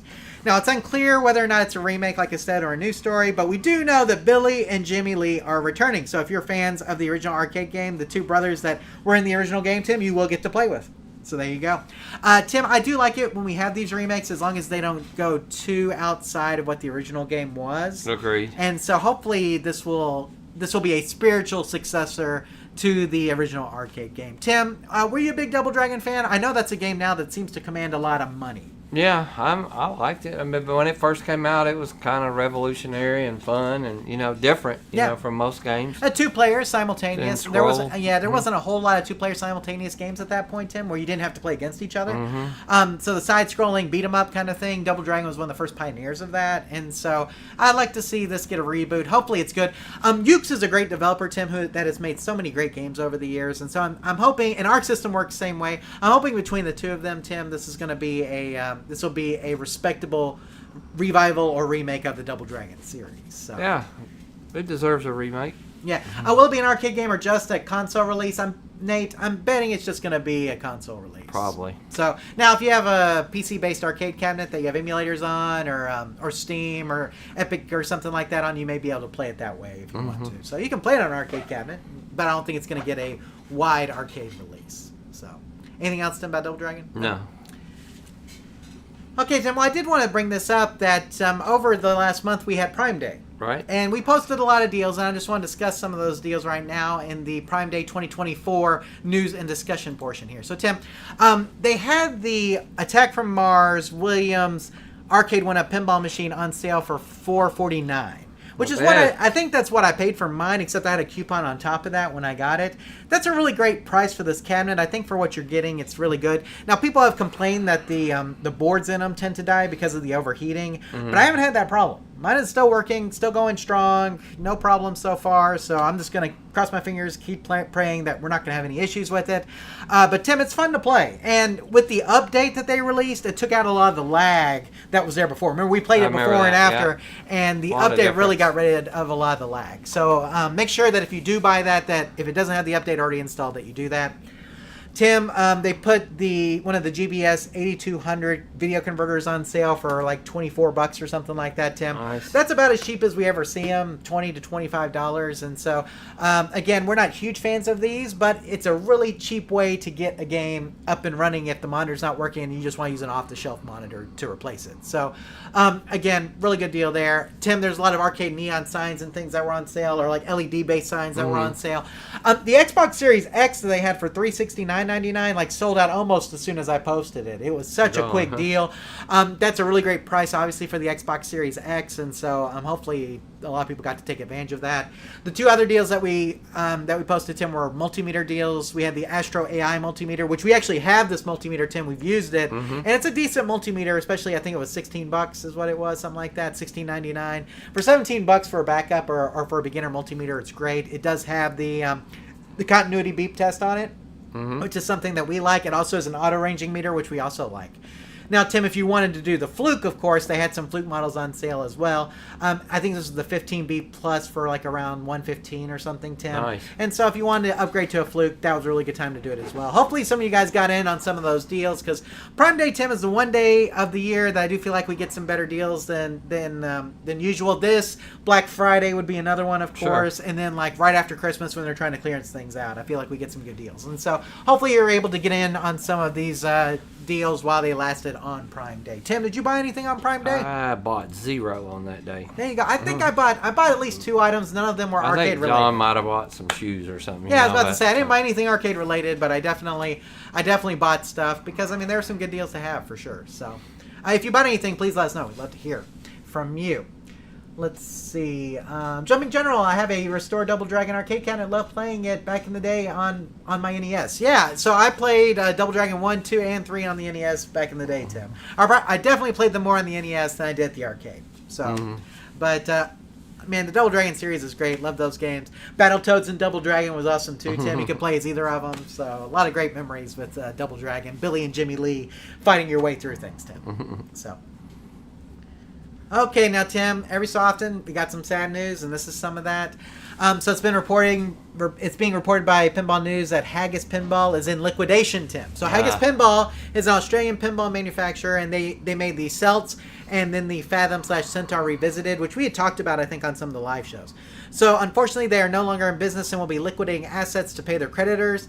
Buyers who paid either a deposit or the full purchase price through one of Haggis's distributors should contact their distributor to see if they will be offering refunds.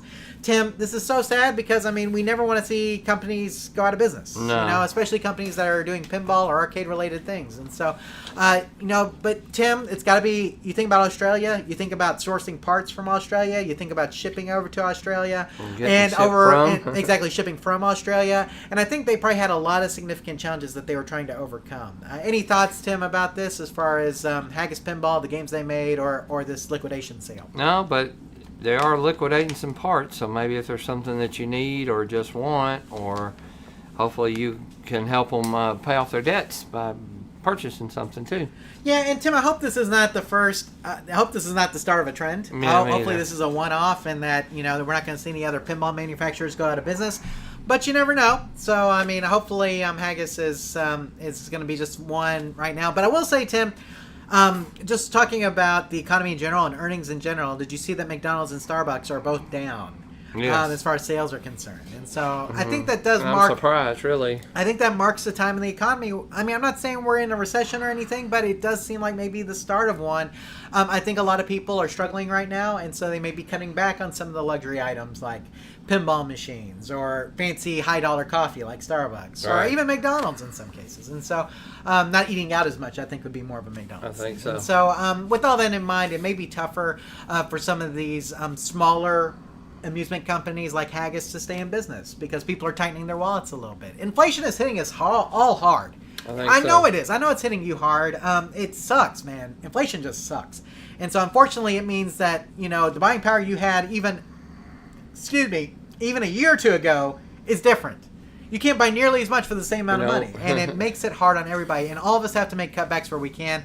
And sometimes, Tim, that means cutbacks on high-priced coffee, on going out to eat, and on pinball machines. So, like I said, hopefully that's not a sign of things to come. I'm hoping that things will get better.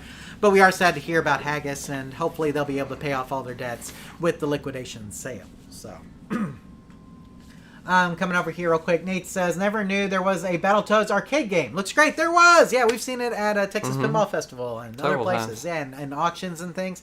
There is a Battletoads arcade game. It is different than the NES games and things. So, yeah, if you haven't checked it out, it's 3-player, right? I think it's 3 players. So that's kind of cool. But good. Hey, we love Battletoads. Even as ridiculously hard as those games are, they are very enjoyable. So, Okay, Tim, the next bit of news here we have is that this showed up at a Costco, a hybrid Arcade 1-Up XL cabinet that features Golden Tee and Midway games. Okay, so it's a hybrid.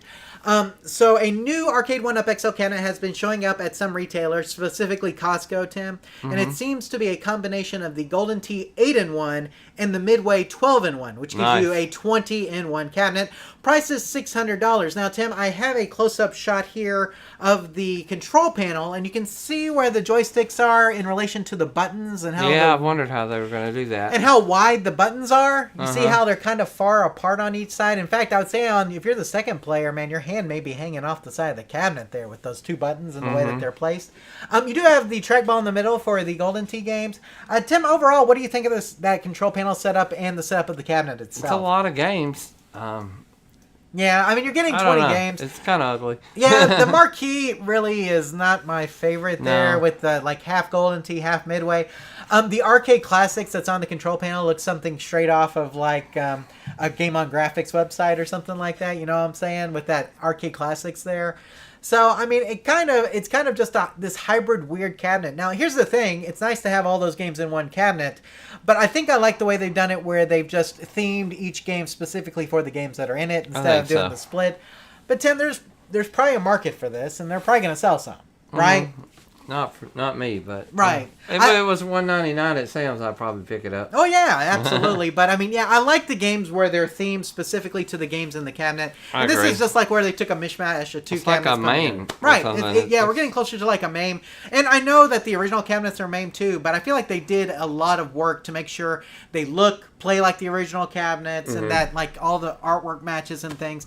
And here it just kind of looks like we just mishmashed everything together and just made a cabinet. So, but anyway, there's going to be people who love this thing, and more power to them. If you have one in your house, enjoy it, play it, do whatever you want. Sure. That's what I would say. So, but I do feel like it's a little funky and not in the same vein as what maybe some of Arcade 1-Up's other products would be. That's the thing. So, but I'm sure it probably plays fine, and we're probably making a big deal about the control panel for nothing. Yeah, maybe. But let us know what you think. Give us your opinion if you're in the live chat, or if you're not, down below in the comment section. Let us know what you think of the hybrid Arcade 1-Up Golden Tee Midway cabinet. And Tim, speaking of multicades, guess who's coming out with one now? Who's that? ColecoVision. Wow. Okay, did you know they were still around? Didn't know they were still around. They're still around, Tim. ColecoVision announces the launch of the full-size stand-up arcade unit, bringing back the golden era of gaming with modern innovations. And this is from the PR website, Tim. This is a press release for sure.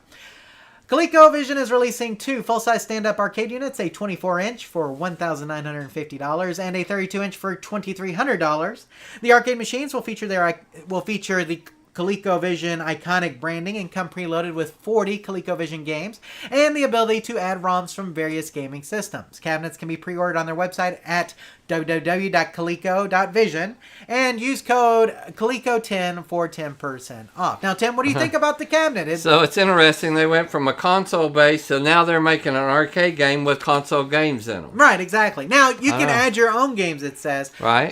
But for the most part, yes, they put the ColecoVision games on here. Tim, is there any ColecoVision game that you really have a great memory of playing? For instance, Donkey Kong. I played a lot but that of wasn't Donkey on Kong, something right, else. yeah. How about that? But that's where their Donkey Kong was so much better than everybody else's. Right. So at the time, I understand that, and ColecoVision definitely was more advanced than like the Atari 2600 at the time for sure. Probably more on par with what the Intellivision, maybe even a little bit better. Yep. So I mean. But Tim, this thing is expensive, I feel like. You know, I mean, $2,300, $1,950 for a 24-inch compared to Arcade 1-Up. That's like I could buy 4 of those ugly Golden Tee Midway games for that right. almost, you know? So it's kind of expensive. Now, you do get the ability to add ROMs, which is nice. But Tim, we've seen, the games like Arcade Legends series cabinets where, those allow you to add games too. And they're closer to $1,000 or even like $600. Yeah, the price seems a little stiff. Yeah, exactly. So I don't know how many of these are going to sell. I will say they look pretty good with the ColecoVision branding on them. They look nice. I would play Venture. Venture. That was a fun game. But overall, Tim, I don't know what the market for this is. Right. If you know somebody who would buy this thing, let us know. Right. Or if you are somebody who would buy this thing, let us know. Because I'm Maybe curious. just somebody who was a big ColecoVision fan, I You guess. don't have to be a big ColecoVision fan. Tim, are there still big ColecoVision fans? I don't know. Maybe out there somewhere, I'm I mean, sure. I know there's probably people, like, there's probably a mod community and collectors and stuff like that. But those people, I have a hard time seeing those people drop $19.50 on a arcade. Maybe I'm wrong. I don't know. Brand new. So if you're in the market for this, if you're one of the people who'd be interested in this, let us know. I want to know who you are. So, not saying that it doesn't exist. Just want to know if there's anybody in it. So, Text JYT says he's got to go. So, thanks for being here. Thanks for your input tonight. Always great to have you here. So, Jumping General says, still have my original Coleco from Christmas 1984. Smurfs was my favorite game. So, there you go. There you go. So, man, ColecoVision at the time was high tech, right? It was. It's It was before much the better NES. graphics. Yeah, absolutely. So I mean, people love that thing. And was it backwards compatible with Atari 2600? I can't remember. One of them was. Maybe it's not that one. One of them was. Yes. It was. It was. Yeah, I can't remember if it was You could that play or the games on there. Yeah, I was about to say. I was thinking some of them were. So. Or you could play the Coleco games on your Atari. There was something. It was, yeah. Now, I remember the Gemini system. That definitely was like a knockoff 2600. I don't know. Maybe I'm getting those two confused. I was thinking you could, but maybe It's been a while. It's been a while. Probably a good 20 years since I've played a ColecoVision. Too. So you used to have one. I did have So one. I mean, that's probably the last time we played it. So Nate says he'd rather have the Vectrex for its time. Absolutely, yeah. for sure. Vectrex was also very expensive comparatively, right? I think it was more than the ColecoVision at the time of release. At the time, yeah. But it also had a monitor in it. Right. So I mean, that was a different thing. So now, Tim, this is the last news article we have, and I almost wasn't going to put it on here, but I noticed on our social media pages this story isn't getting much traction, and I think it's because it deals with weapons. Okay. Specifically. So because of that, I wanted to throw it up here, and so here it is, Tim. Rebels bikie gang member charged after guns cache allegedly hidden in an arcade game. And this is from ABC News Australia, Tim. Speaking of Australia. Right. So an Australian biker gang used the marquee of a Daytona USA twin cabinet setup to hide guns, explosives, and more than $400,000 in the marquee. So you will see the big picture here, Tim, and you can see that they slid the Daytona front part of the marquee off, and you will see weapons and cash back there. And then in the shot to the right, down at the bottom, you will see said money a little bit closer and said explosives. They found a gun in there as well. I think multiple guns, but they searched the whole thing, couldn't find anything until they looked in the arcade game, Tim. Wow. So as all of us who work on arcade games know, there's quite a bit of empty space in them. So this biker gang figured out a nice usage for that space. And Tim, we were discussing this earlier, and you had a very good comment that I'll let you say now. Why couldn't I bought that game at our auction? Absolutely. Like, why can't I get that one at the auction? I want the one that had the $400,000 in it. That'd be a great Imagine thing. changing out the marquee one day. You're like, my light bulb's out, and oh wait, wow. That's right. Oh, $400,000 in here, guys. So I think you would have made back what you paid at the auction plus interest. A lot of interest. So, absolutely. Instead, we get the games that don't have computers in them. They're just like the cabinets. But this guy, gets the one with the $400,000 cash in it and guns. So, there you go. But no, I don't think this story's been getting a lot of traction on social media because, like I said, it has the word guns. And I've noticed things that have the word guns in them tend to die on social media. And so, but I find it a very interesting story, Tim, and the way they found it and the way the Daytona USA marquee is there and the way they just slide it over to reveal all that stuff. Super fascinating to me. So I was really thinking this was going to get more traction, but that's what I want to mention here on the live show, so at least you guys would know. So, Tim, of all the things hidden in arcade cabinets, that definitely is one of the top things I can think of that you'll find. So, very interesting. But there you go, guys. Hopefully, may all of your auction finds contain $400,000. If you haven't checked behind your marquees on those big games, you might want to look in there sometime. Absolutely, for sure. So there you go. Very interesting story. I'm glad they were able to confiscate all that stuff and get them because, obviously they were smuggling it. So, it's good that they found it. But, I don't know. If you need a certified arcade tech to remove that, Australian police, just let me know. I can help you out. For sure. So, anyway. Tim, I'll go over to the live chat real quick. Joe says, ColecoVision always had the best ports. Garbage joysticks, though. Yeah. Is that what you remember? Yes. Okay. And Joe says Mr. Do was one of his. Mr. Do on ColecoVision. Let's see. And Jim General says we were all rebels back in the day. So there you go. Well, I think Rebels was the name of the biker gang in this case, but you're probably right. Yes. So anyway, well, Tim, I think that does it for all the news. Okay. And that means it's time to wrap it up. So before we wrap it up, we do want to remind you guys that we're always looking for arcade-related videos. Now, last month, Tim, we actually featured one of those videos before our live show, and that's what we like to do. So maybe you've got an arcade-related channel and you want some free advertising for it, YouTube channel that is. We're looking for people to submit short videos, 10 minutes or less, about arcade-related topics. Send the link of your video to questions@arcaderepairtips.com and our staff will review it. If we like it, we will use it during one of our live show episodes. Make sure you put in a plug for your channel so people will know where to find you. We look forward to seeing your submissions. And Tim, we always do link to the channel as well. So we did that last month, of course. We were promoting a channel, and that link to that channel is in the show notes for that episode. And so we will do the same for you if you have an arcade-related channel and want some free advertising.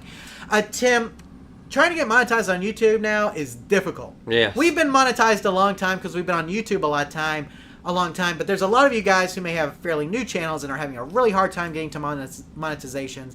That's why we do this, is to help you guys out. So if it's arcade or pinball related content, let us know. Send us a sample video for us to feature. We'll feature it, and hopefully we can send some traffic and subscribers your way. And Tim, we also have our contact information. Let's go ahead and throw this up here for all the nice people who are watching at home. We have our general email address at questions@arcaderepairtips.com. Questions@arcaderepairtips.com. If you put live show in the subject, we will save it for the live show.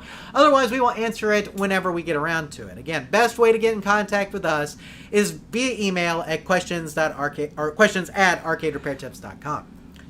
Tim, we have our YouTube page. You can find that at youtube.arcaderepairtips.com. Of course, people in the live chat and people who are watching this on YouTube, they know that. But maybe you're listening to this on the Question and Answer podcast feed and you want to know where to find the YouTube version of this video. You need to go to youtube.arcaderepairtips.com and look up episode 90 of the live show to watch it. Quick thing, Tim, we do not put the after show on the Question and Answer feed for the live show. So if you want to listen to the after show, make sure you check out the YouTube video for that.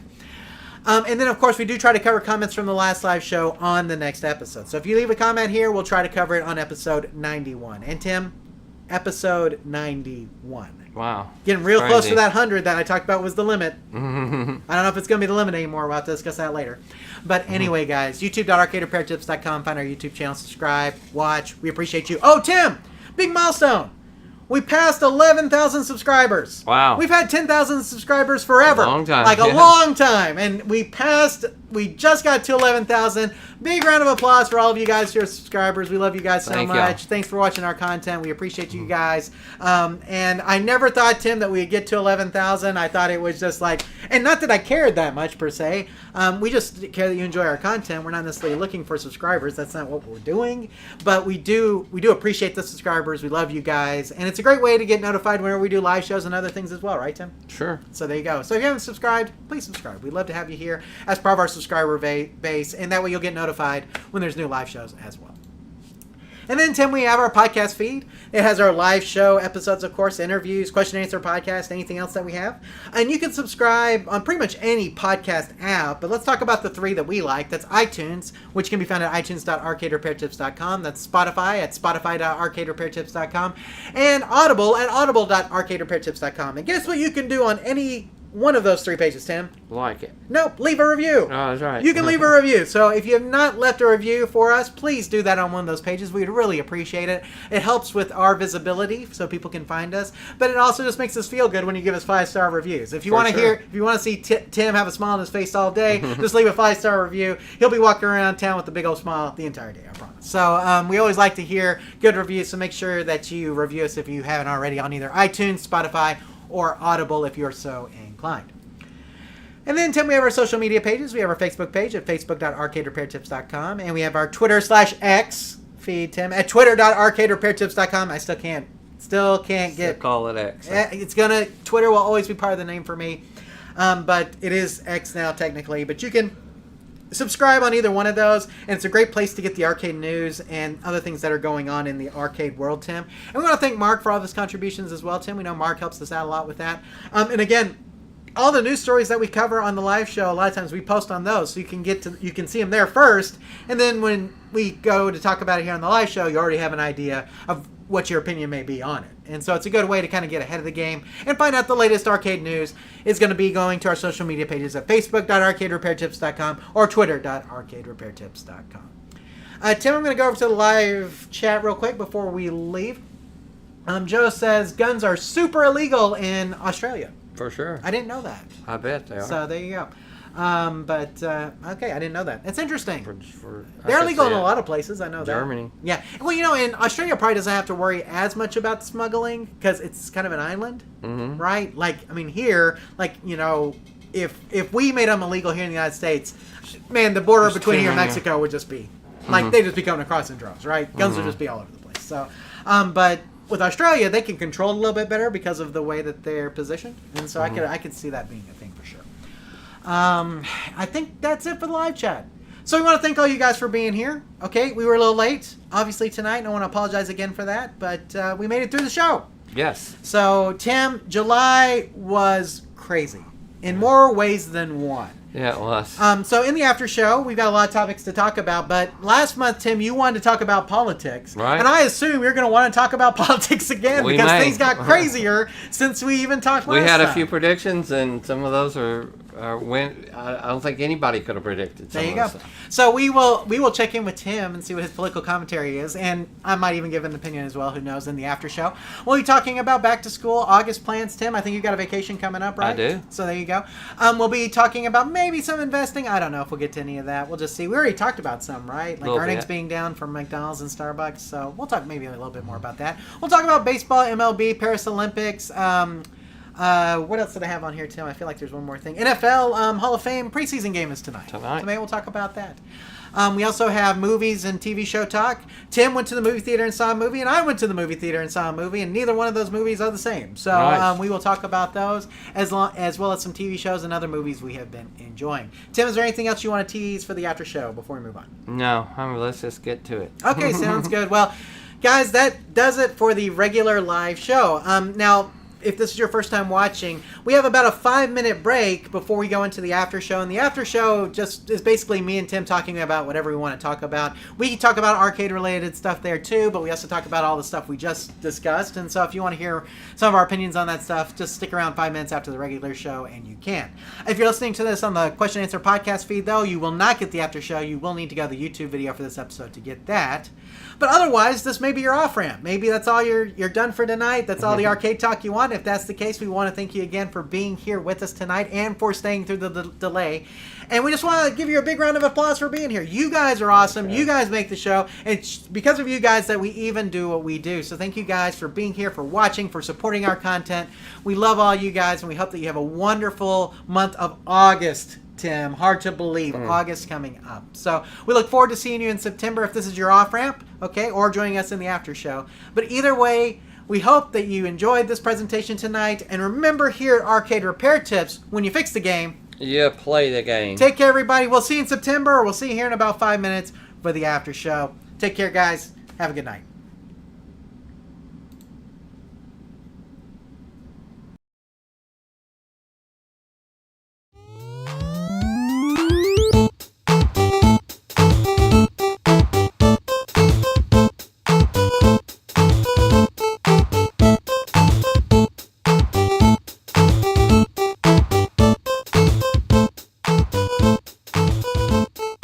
Thank you for watching this episode of the Arcade Repair Tips live show. All of our past episodes are available on our website at arcaderepairtips.com or on our YouTube page. This show is intended for entertainment and educational purposes only. Please consult a professional before attempting to repair any coin-operated machines yourself. The preceding program is a Varcade Entertainment production.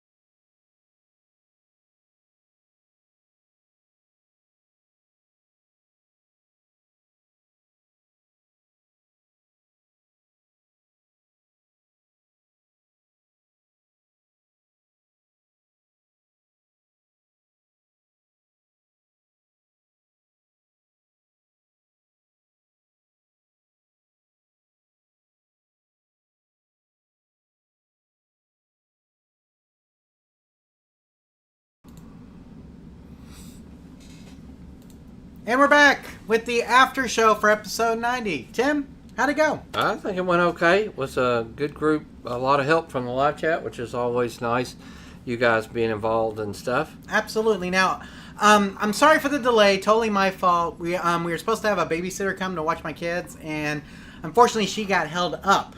And so we had to kind of change things on the fly there. And I'm sorry we had the 30-minute delay, but it was only 30 minutes, which is good, I guess. I mean, I hate that it was 30 minutes, but It's a true live show, right? Exactly. It is what it is. It happened. It is whatever happens, happens. There's no like I said, you just never know what's going to happen around here. So, Tim, what a July, huh? It was been a crazy, fast, and furious month, wouldn't you say? So last month when we came in here, like the very first thing Tim tells me, I think even before, like when we start talking, is like, I want to talk about politics in the after show. And I'm like, okay, let's do that. You know, I have no problem Normally with we don't, but right. I had a feeling. I'm like, there's just something stirring. You know, we were talking about it after Right. the debate. Was Biden going to keep running or not? Right. And lo and behold, you know what a change in our political climate over the last month. Trump getting shot at. So everything just went crazy. Let's talk about that because before the show started tonight, I asked you where you were. So here's how that went down for me. Before I do that, I think I'm going to let Tim tell it because I learned it from Tim. Yeah. Tim messaged me. You were the first one to message me and let me know. So Tim, where were you that you saw it and then told me? That's what I wanted to know. We were having my daughter's birthday party at our house. Okay. Okay. And I can say this on the live show. Now, she had just announced that she's pregnant. So I'm going to be a pop. We Congratulations! I'm going to be a pop. Maybe next February. And so we were kind of jubilantly celebrating. Yeah. And I don't know why, something popped up on my phone. You know how everything is on X and stuff is breaking news. Yeah, I know. It's always breaking news. It doesn't matter what it is. But it gets me every time. Yeah, exactly. And I want to see. Right. And it said something about Trump rally. It was really vague. It didn't even say he was shot at. It just says shooter at a Trump rally. So I didn't know if people got shot, which we found out later that they did. So I immediately told the party, hey, do you guys care if I turn on the TV? And my wife's kind of giving me a stink eye because she's like, really? At your daughter's party and we're celebrating this wonderful event, news.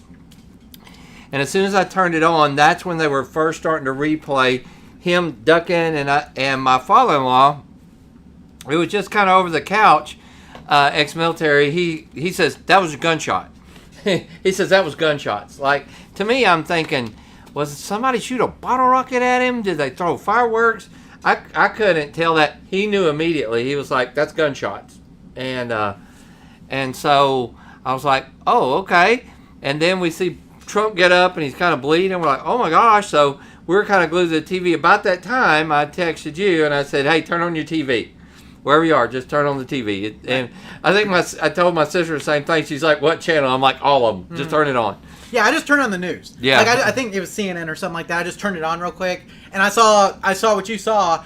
And so up to that point, we were helping one of my wife's friends move. She was moving out of her house, and so we were helping her. I've been helping her move all day. We just got to McAllister's to get something to eat. McAllister's Deli, it's a place here. Mm-hmm. And so we just got there to eat. We were eating with her kids, our kids, just kind of hanging out after we moved everything because we were tired, and and so we're coming home, and I get home, and literally about the time we get home is when I got your message saying turn on the TV. So I went to the restroom.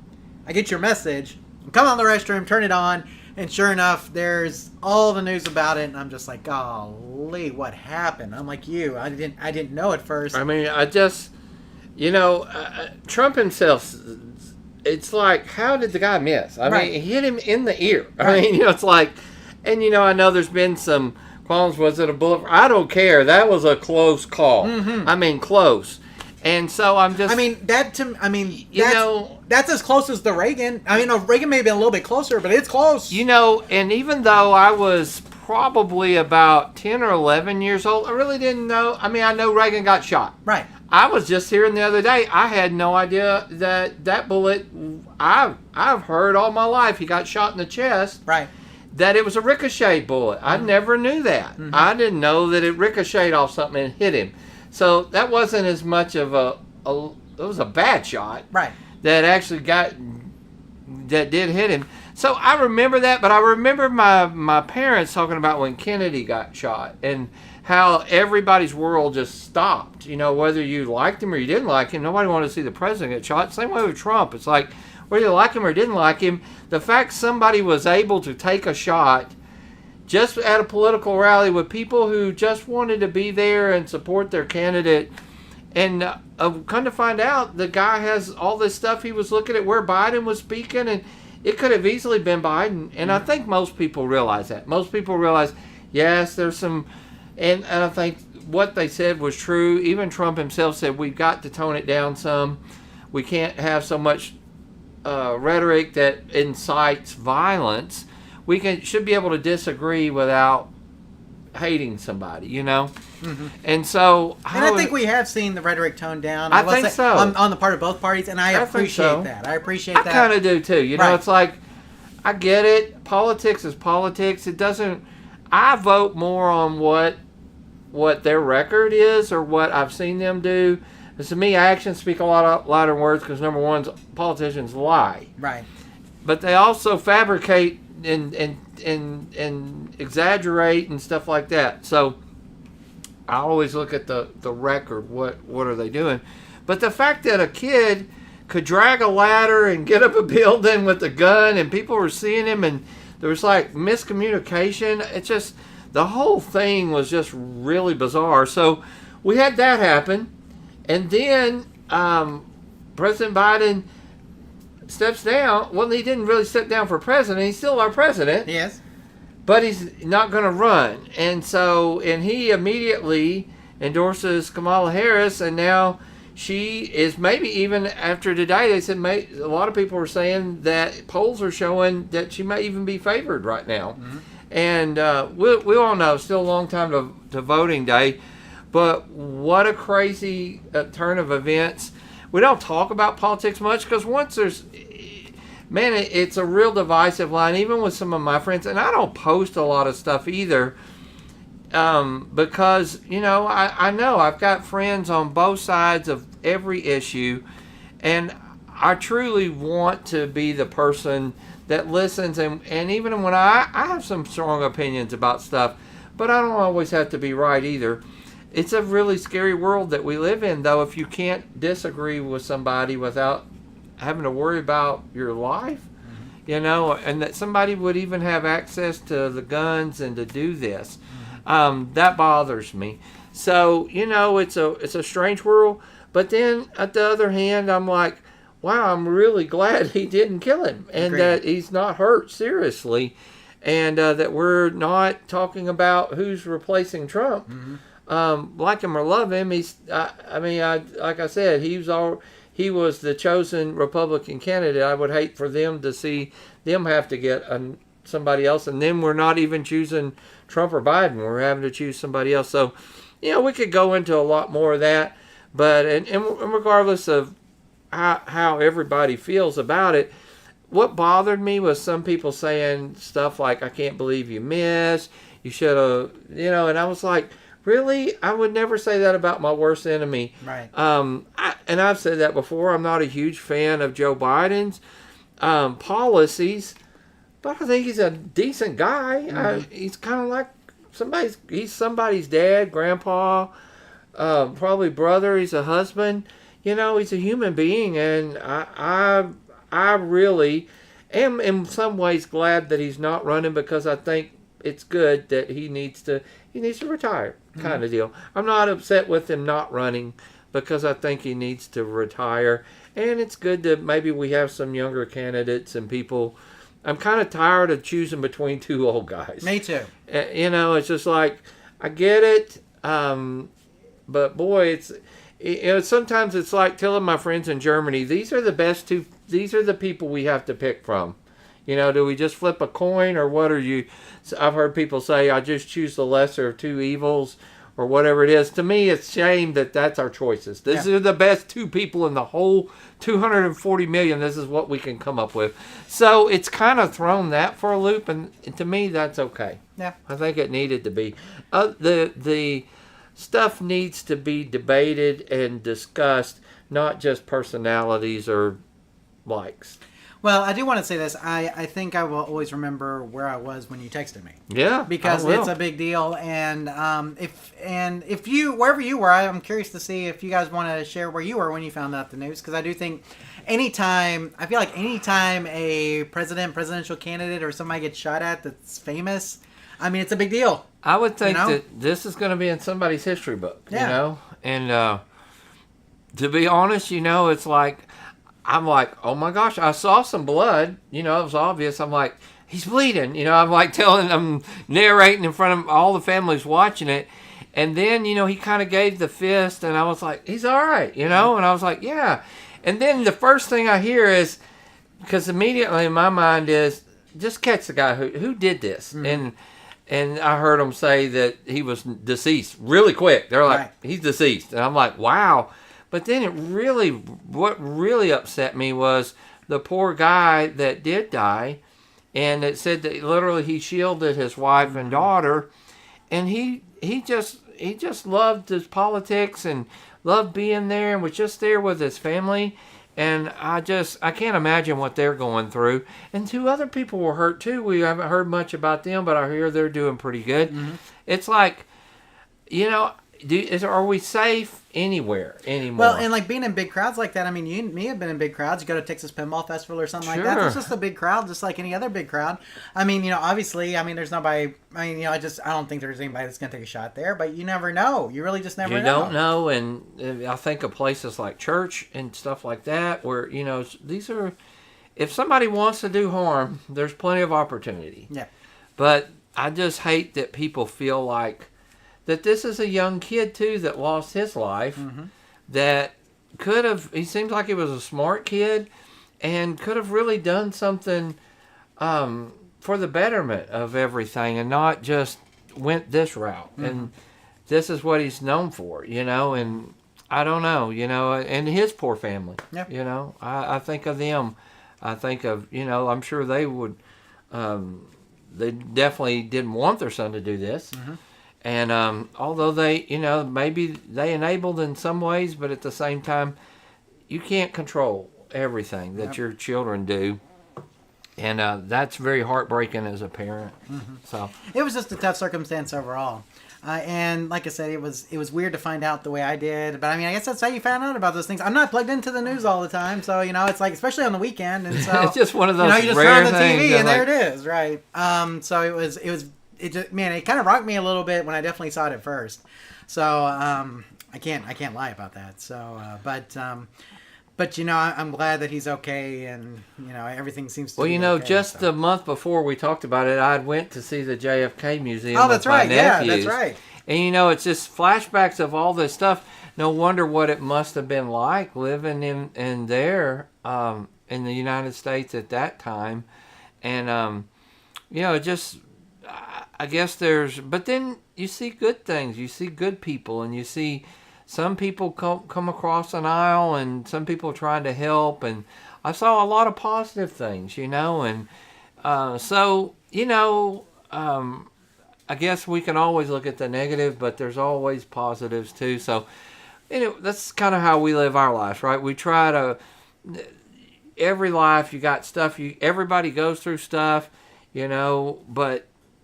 We try to say at the end of the day, we want to be helpful. We want to help people fix games, but we just want to help people. And I think if everybody, wouldn't it be just a world a better place if everybody just wanted to help somebody? Right. Or looked outside your own problem and looked for somebody else. Wherever you are tonight, there is somebody that would love to have your situation. Mm-hmm. And you think nobody would want this. Well, maybe they're in a Russian jail or something somewhere, but I bet they would, So when every time I kind of have that pity party for myself, I think somebody would die, would give anything to have the life that I have. Right. And so, you know. And I want to kind of say this. So, Heather, who wrote in about the glass breaking during the regular show, she saw my signature, which says, like, we'll talk to you about more than just arcade repair. If you need help, if you just want to talk, we'll talk with you, right? And so she really appreciated that because, she kind of wrote me this whole thing saying it's like we were taught not to talk about mental health and all this kind of stuff. And it's like, that's true, unfortunately, but it's not right. And I wrote her back saying, we are so connected, but yet so disconnected. We are more connected than we have ever been, but for some reason we are so disconnected. So, I mean, sometimes the best thing you can do is just sit and listen to somebody. Like, you don't even have to give your opinion. Yeah, it's you just sit and listen and let it wash over you. People were saying, yeah, nobody talked to him at school. Well, why not? Why didn't you do it? Why? And so, don't you wish that? I wish I could go back in time. If there's one thing I would do, I wasn't the person that picked on people, but I think I walked by seeing people get picked on. I would change that. Right. I would go back to those times I saw somebody, and I think I would reach out more than I have in the past. But you know what? It's never too late, right? There's still people that you work with, and there's people that are different, or they have a hard time relating or socializing or whatever. Find a common interest somewhere. Well, and here's the thing too, Tim. I don't know about you, but I feel like I'm struggling right now. Do you feel like you're struggling? We talked about this the other day, me and my wife, and we were just, I mean, I know I've got enough. Yes. But I feel like I'm struggling. And I look around. Yeah. And I feel like everybody is struggling. It's not just me. And it's so... Man, it's like I just feel like we're all a part of this experience right now because of just the factors of everything that's kind of been laid out. And like we talked about inflation earlier and stuff, and that's just all hitting us so hard. And everywhere I look, Tim, I feel like I see struggle. Yeah, when I go I hate going to the grocery store. It's like I feel like I can't walk in that door. I go to pick up a few items, it's over $100, and I'm like, okay, I've got $100 right now to spend on groceries, but I know there are people that don't. And I know people that $100 is their budget. Yep. And I'm like, God help us, what can we do? And so that's why I think if you can't financially do it, you know what you can do? Just smile at somebody or speak to a random stranger or say hello. We are always looking for volunteers for things, Tim. Here we have a group called PATH, People Attempting to Help. It's run, I think I mentioned this before, it's run by my 5th grade history teacher, who I love and adore, and she is awesome. Okay? They sent an email saying, we just need people to come help us collect food. We're going to be in the Walmart parking lot, and we need people to come help us collect the food. Okay? Because people are going to be donating food. We need somebody to sit out there and just help. All that takes is time and a body. You just have to be there. Okay? You don't even have to be the food yourself. You just have to help collect the food. Okay? I mean, so even if you don't have anything, even if you don't have the money to donate, time is valuable as well. And so, like, you can go help collect food from people who are willing to donate it. There's so many opportunities to serve, so many opportunities to help. And Tim, I feel like we are more connected as a community when everybody's getting involved in those kind of opportunities. We were sitting down last night, and one of the things we said is, having a granddaughter that's coming into this world, part of us is excited, and part of us is like, oh my gosh, she's coming into a world that I don't know, where we're going. And but we were just sitting there saying, Lord, we're so thankful that we don't have to buy school supplies this year. Be very thankful. Yes, right. You know this, right? Or school clothes. Right. And my wife's like, oh my gosh, I just got a message, and they're like, Miss Peterson, they said, I've never asked for help, and I don't know who to turn to. You know anybody that would help us with school clothes? And they're like, we're barely made rent, everything's paid, but we have nothing left, and we got to eat, and the kids need clothes for school. And I looked at my wife and I said, well, I guess we're buying school clothes this year. Right. But we can do that, but we barely can. It's like we can only help so much because there's only so much there. And so, we talk about this all the time. I did something the other day that I haven't done in forever. I've been working a lot of hours. I took a trip. I went to Amarillo, Texas. I got one coming up, guys, to Hobbs, New Mexico. The only time I see Tim is when it's for the live show. I mean, we do correspond via text, but I mean, you're going all the time. On this last paycheck, which was 2 weeks, I had 117 hours. Do the math, divided by 2. That's what I've worked the last 2 weeks. Which is a lot of hours for me. Almost 60 hours if you're counting. That's clocked in, right? Not what I'm actually probably worked. Absolutely. You know how that goes. But you know, as I'm like, gotta slow down. We gotta slow down. Gotta slow down. Gotta slow down. It never ends. But you know, like I said, something that's free is just being kind to people. When somebody cuts you off, not honking, not flipping them off, just letting it go. Maybe they're in a really big hurry. Maybe something's happened. Maybe they're rushing home, or for some reason there's something you don't know. Or maybe that person that's kind of being edgy, you don't have to be edgy back. You don't know what's going on. Everybody's going through something. Mm-hmm. Try to put yourself in their shoes. Try to just being nice. If everybody tomorrow would just be nice to one person, I guarantee you it would make a difference. And it's just a hard time, I think, in everything that we're doing. Speaking of work, is that a work call? I think. Yeah, that's a work call. No big deal. But you know, I don't know how we got off on that. I think it's just the instability of the world, right? And I mean, you know, and I hate it when they say everything's great, everything's fine, there's nothing wrong. Quit lying. Right.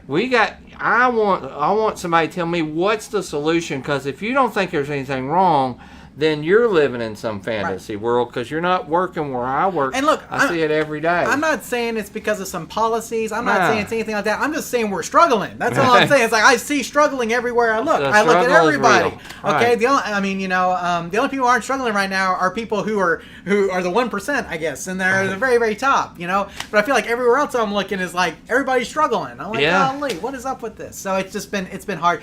Tim Russell donated $20. Thank you so much, Russell, for that. I don't know if this brand has anything to do with it, but if it does, thank you. And Joe says, I work way too hard to work this hard. And that's exactly how I feel. I feel like I'm working really hard, and it's not that I'm barely making ends meet, but it sure is a lot tighter than it used to be. Right. You know, I mean, I'm having to really kind of It's like every time we get something in savings, something comes up. Yes. But I'm like, but thank God we had it in savings. Right. I'm not charging it. I'm paying for it. Hey, if you guys, I mean, we talked about this last month. Look at what happened to my house. We had a leak in our roof in April. I had 2 trees uproot in our driveway over during a fluke storm that turned them over. I just feel like I've been getting hit all over the place. And here's the thing, though. I'm not feeling sorry for myself, because when I look around, everybody's getting hit all over the place. Right. It's not just me. No. So I feel like it's everywhere. People are getting hit right now. So if you're listening and you're really going through some stuff, knowing that, it really helps sometimes to know you're not alone. Exactly. And that's why I keep thinking about this young kid. You know, he thought this was his way to get fame or do something.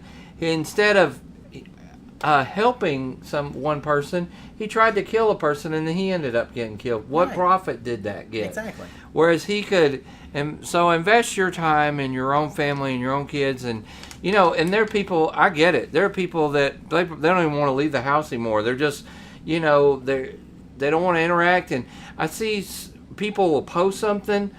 Somebody posted something the other day. One of my family members. And somebody made a really ugly comment, and I'm thinking, dude, you would never say that to anybody's face. But, you know, the keyboard cowboy came out of nowhere, and he's lucky he didn't get a personal visit from me. But I'll just say this much, that, you know, it's like, wow, what caused you to have that, you know, just because I don't like somebody, or they're not who I normally hang out with, or they didn't vote the way I vote, whatever it is, man, I just want to get to where if I err, let it be that I gave too much, I tried too hard, I encouraged people too much. Mm-hmm. If that's my sin, then let me stand before God one day and say, I'm sorry for trying so hard. Mm-hmm. Don't ever let me sit there before Him and say, I didn't try hard enough. Yeah. It's been, like I said, I just see struggling everywhere. And I think, Tim, the biggest thing is that if you're like that, you're not alone. I think we all are right now. And there's no shame in that. And look, Tim, I do, I teach the youth Sunday school at my church. And the last session we did was on anger. And one of the things we discussed is that when you have anger, there's an underlying emotion under that anger. Sure. The anger is the reaction. Right. But there's something underneath the anger, underneath that's causing you to be angry. And so, like, what is the source? Tim says you don't know what somebody's going through. That's what I'm saying. There's a source to the anger. Where's the source? Sometimes we have to talk with people to find out. It could be a hurt from years ago. Right. That's just now, that seed is just now blossoming or manifested and something triggered, one day, Mm-hmm. And, but just, and I'll say this too. Do you ever just have to take a break? I have to take a break from social media or from news or from negativity. All the time. So, learn. That's what I was going to say. I kind of got off track. The other day, I told my boss, I said, I'm just going to take a day and stay at home. I've got to catch up on some trainings and other stuff. And if nothing else, it's not like I want a day off and just relax. I want to work, but I want to do the stuff I'm doing at 8 or 9 o'clock. I just want to do it during the work day. Right. And she said, fine. And I was like, mentally, I need it. I need to be able to just come home and not talk about work and talk to my wife and pet my dogs and, and all that stuff. But anyway, I know we're taking up a lot of this time, but I know you guys can relate. You guys aren't. Some of you are probably shaking your head. Some of you probably is hitting home with you and how you feel and how you're struggling. Know that you're not alone. And, I tell people all the time, especially this group, man, we still have one of the, I don't know, there's just not much a cooler hobby than collecting games. I guess other people think some of their hobbies are pretty cool, but we collect arcade games. You remember the first time, Jonathan, we're like, we own arcade games at our house. That's right. At our house. You know what I mean? You guys probably feel like that too. You probably, I remember going to this guy's house when I was young. He had arcade games. I was thinking, this is the richest dude I've ever met. This is, I remember going to a house and seeing one arcade game and thinking that. I'm like, golly, there's one arcade game. And so, we have a cool hobby. We have a lot to be thankful for. Joe here says, I do apartment maintenance, and so HVAC, electrical, plumbing, everything. I count every dime I spend as how many people's toilets do I have to fix to pay for this? It keeps me very grounded. Well, and here's the thing. A lot of people, if you're struggling with loneliness, I can tell you the best way that, and I've struggled with depression and loneliness throughout my life, and I can tell you the best way that I found community is through serving. And that's why I say, like, if you see an opportunity with a charity organization to serve. Tim, we do a lot. The church we go to, and it doesn't have to be a part of the church, it can be anything, but we do. East Texas Food Bank is one of the organizations that we get together with. You can go and volunteer to sort food for homeless people. You just go, they put you to work, you sort things, and you can go help anytime there, and you can meet other people. Tim, I did Habitat for Humanity. I met people that I'd never met before, probably people I'd never come across again, that in that moment we became really good friends, and all this. And sometimes you will go through these things and you will meet people that will become your best friends for life.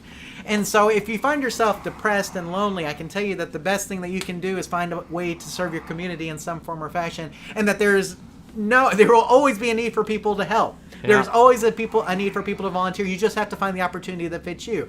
Maybe you're good with your hands, so something like Habitat for Humanity works really good for you. Maybe you're just the kind of person that's like, well, I can sort canned goods. Well, maybe a food bank is the right thing for you. Yeah. There's so many ways that you can help your community outside of money. Look at Joe, at what you do, though. Can you imagine that person that's had the worst day of their life?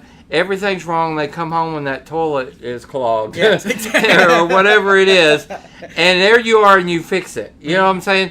So thank you for just doing the things that are valuable to we used to say, what are necessities in life? Food, clothing, water, right? AC. But then AC. You gotta have a working refrigerator. Yep. If you want food, that's right. Yeah.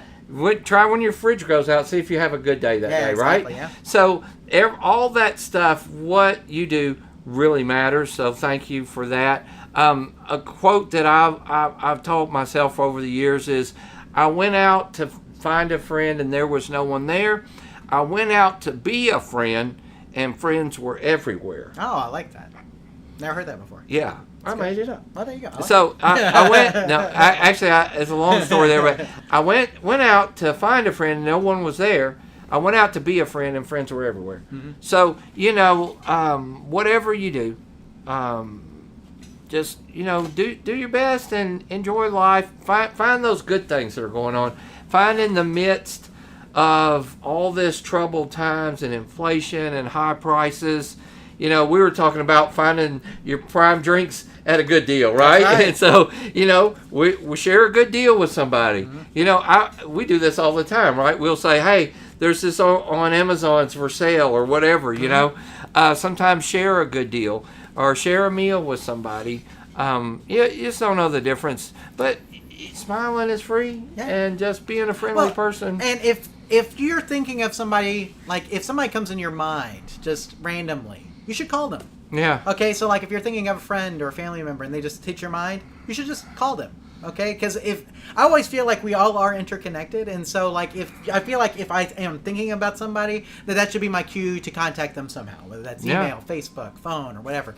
And so that's just something to do, because it may just be a signal that they need help or they just need someone to talk to. So that's just a little advice I would say is like if you ever have somebody on your mind that you just can't get off and you just keep thinking about, you should probably contact them. Could be a reason. There could be a reason for that. Well, yeah. And guys, I will say this, and Jonathan, I would really encourage you, if your parents are still around, or even your grandparents, man, and if you don't have a great relationship with them, fix it. Do it now before it's too late. One day, I was telling somebody the other day, I remember my mom was sick, and I would drive over to Louisiana. It was so tiring, and I was tired, and I never got a time off. I was over there, and I would try to help her and stuff. But now that she's been gone now, the other day, since 2016, so 8 years.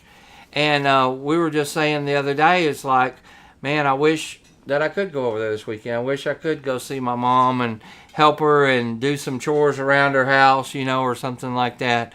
So you never know, even these guys. Well, and I'll tell an arcade-related story. One time we were over in Louisiana picking up a mispack, and, we were real close to my grandma's house. Yeah. And Tim was driving, and Tim's like, hey, we should stop by and see your grandma since we're here. And we did.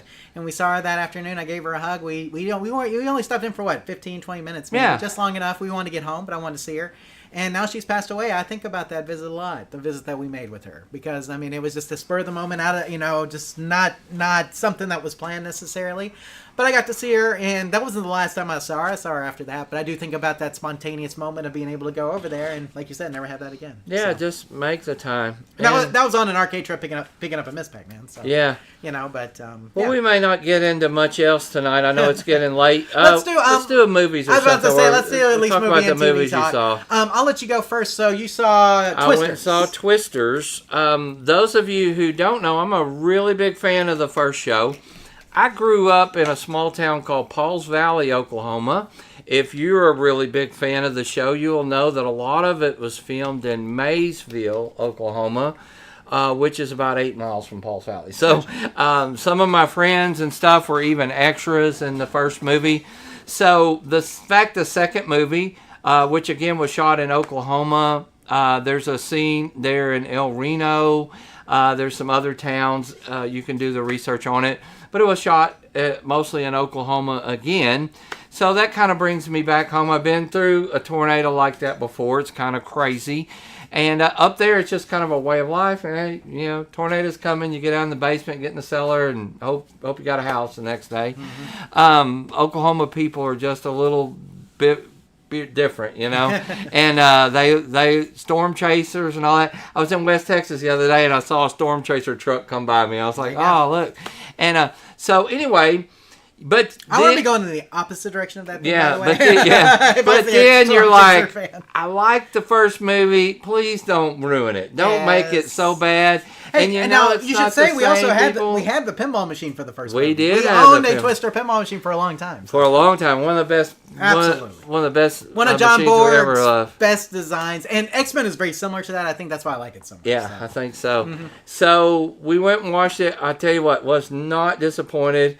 A little bit of corny with the storyline and stuff, but you know what? It still fit. The first one is corny.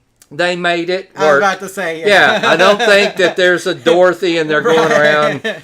And this one was even crazier, the way they were going to watch the tornado and stuff. But anyway, and I thought the graphics for the first movie were really good for that era. Yeah. And to say, wow, it's even better, especially if you've been through a tornado, you couldn't get any more realistic. I mean, it's like you filmed one. That's what they did. Sure.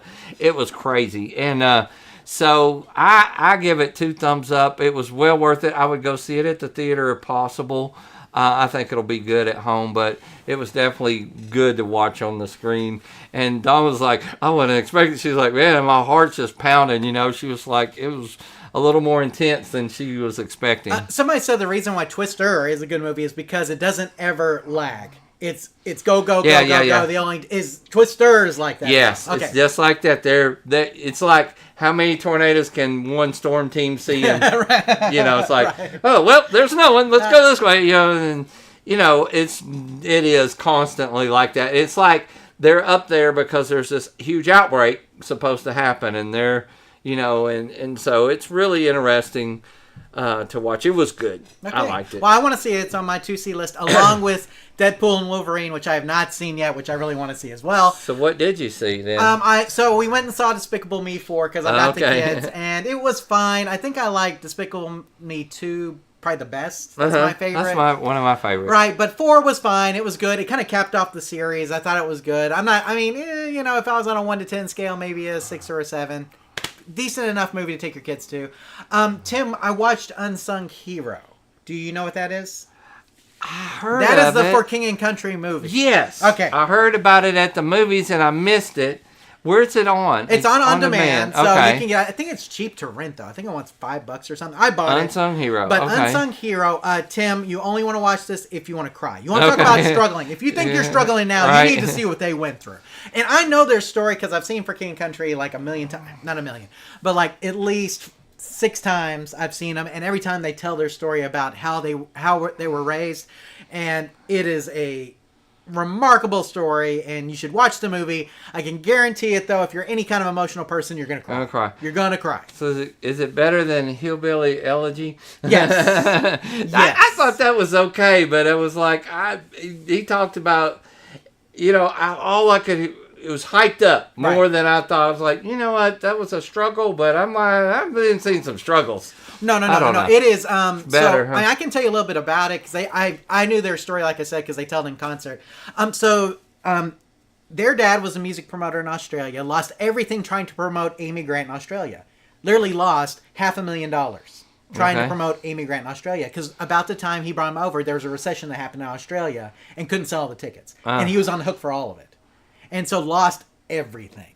And so he gets an opportunity with Carmen to start a new label. If you're a Christian music person, you know who Carmen is. Sure. So he comes to the States, and he meets with Carmen, and Carmen decides to sign with his old label instead of doing that. So he literally comes here and has no job.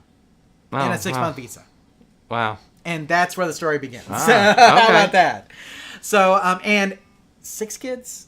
Yeah. 6 kids, I think. Think that many? And 1 on the way. So, just to tell you. So, you think you're struggling. Right. Watch this movie. You will feel better about your circumstance. So, they struggled, for sure. But it is very good. 2 thumbs up. Highly recommend Unsung Hero. And then I watched A Family Affair on Netflix. This is the one with Zac Efron and what's her name?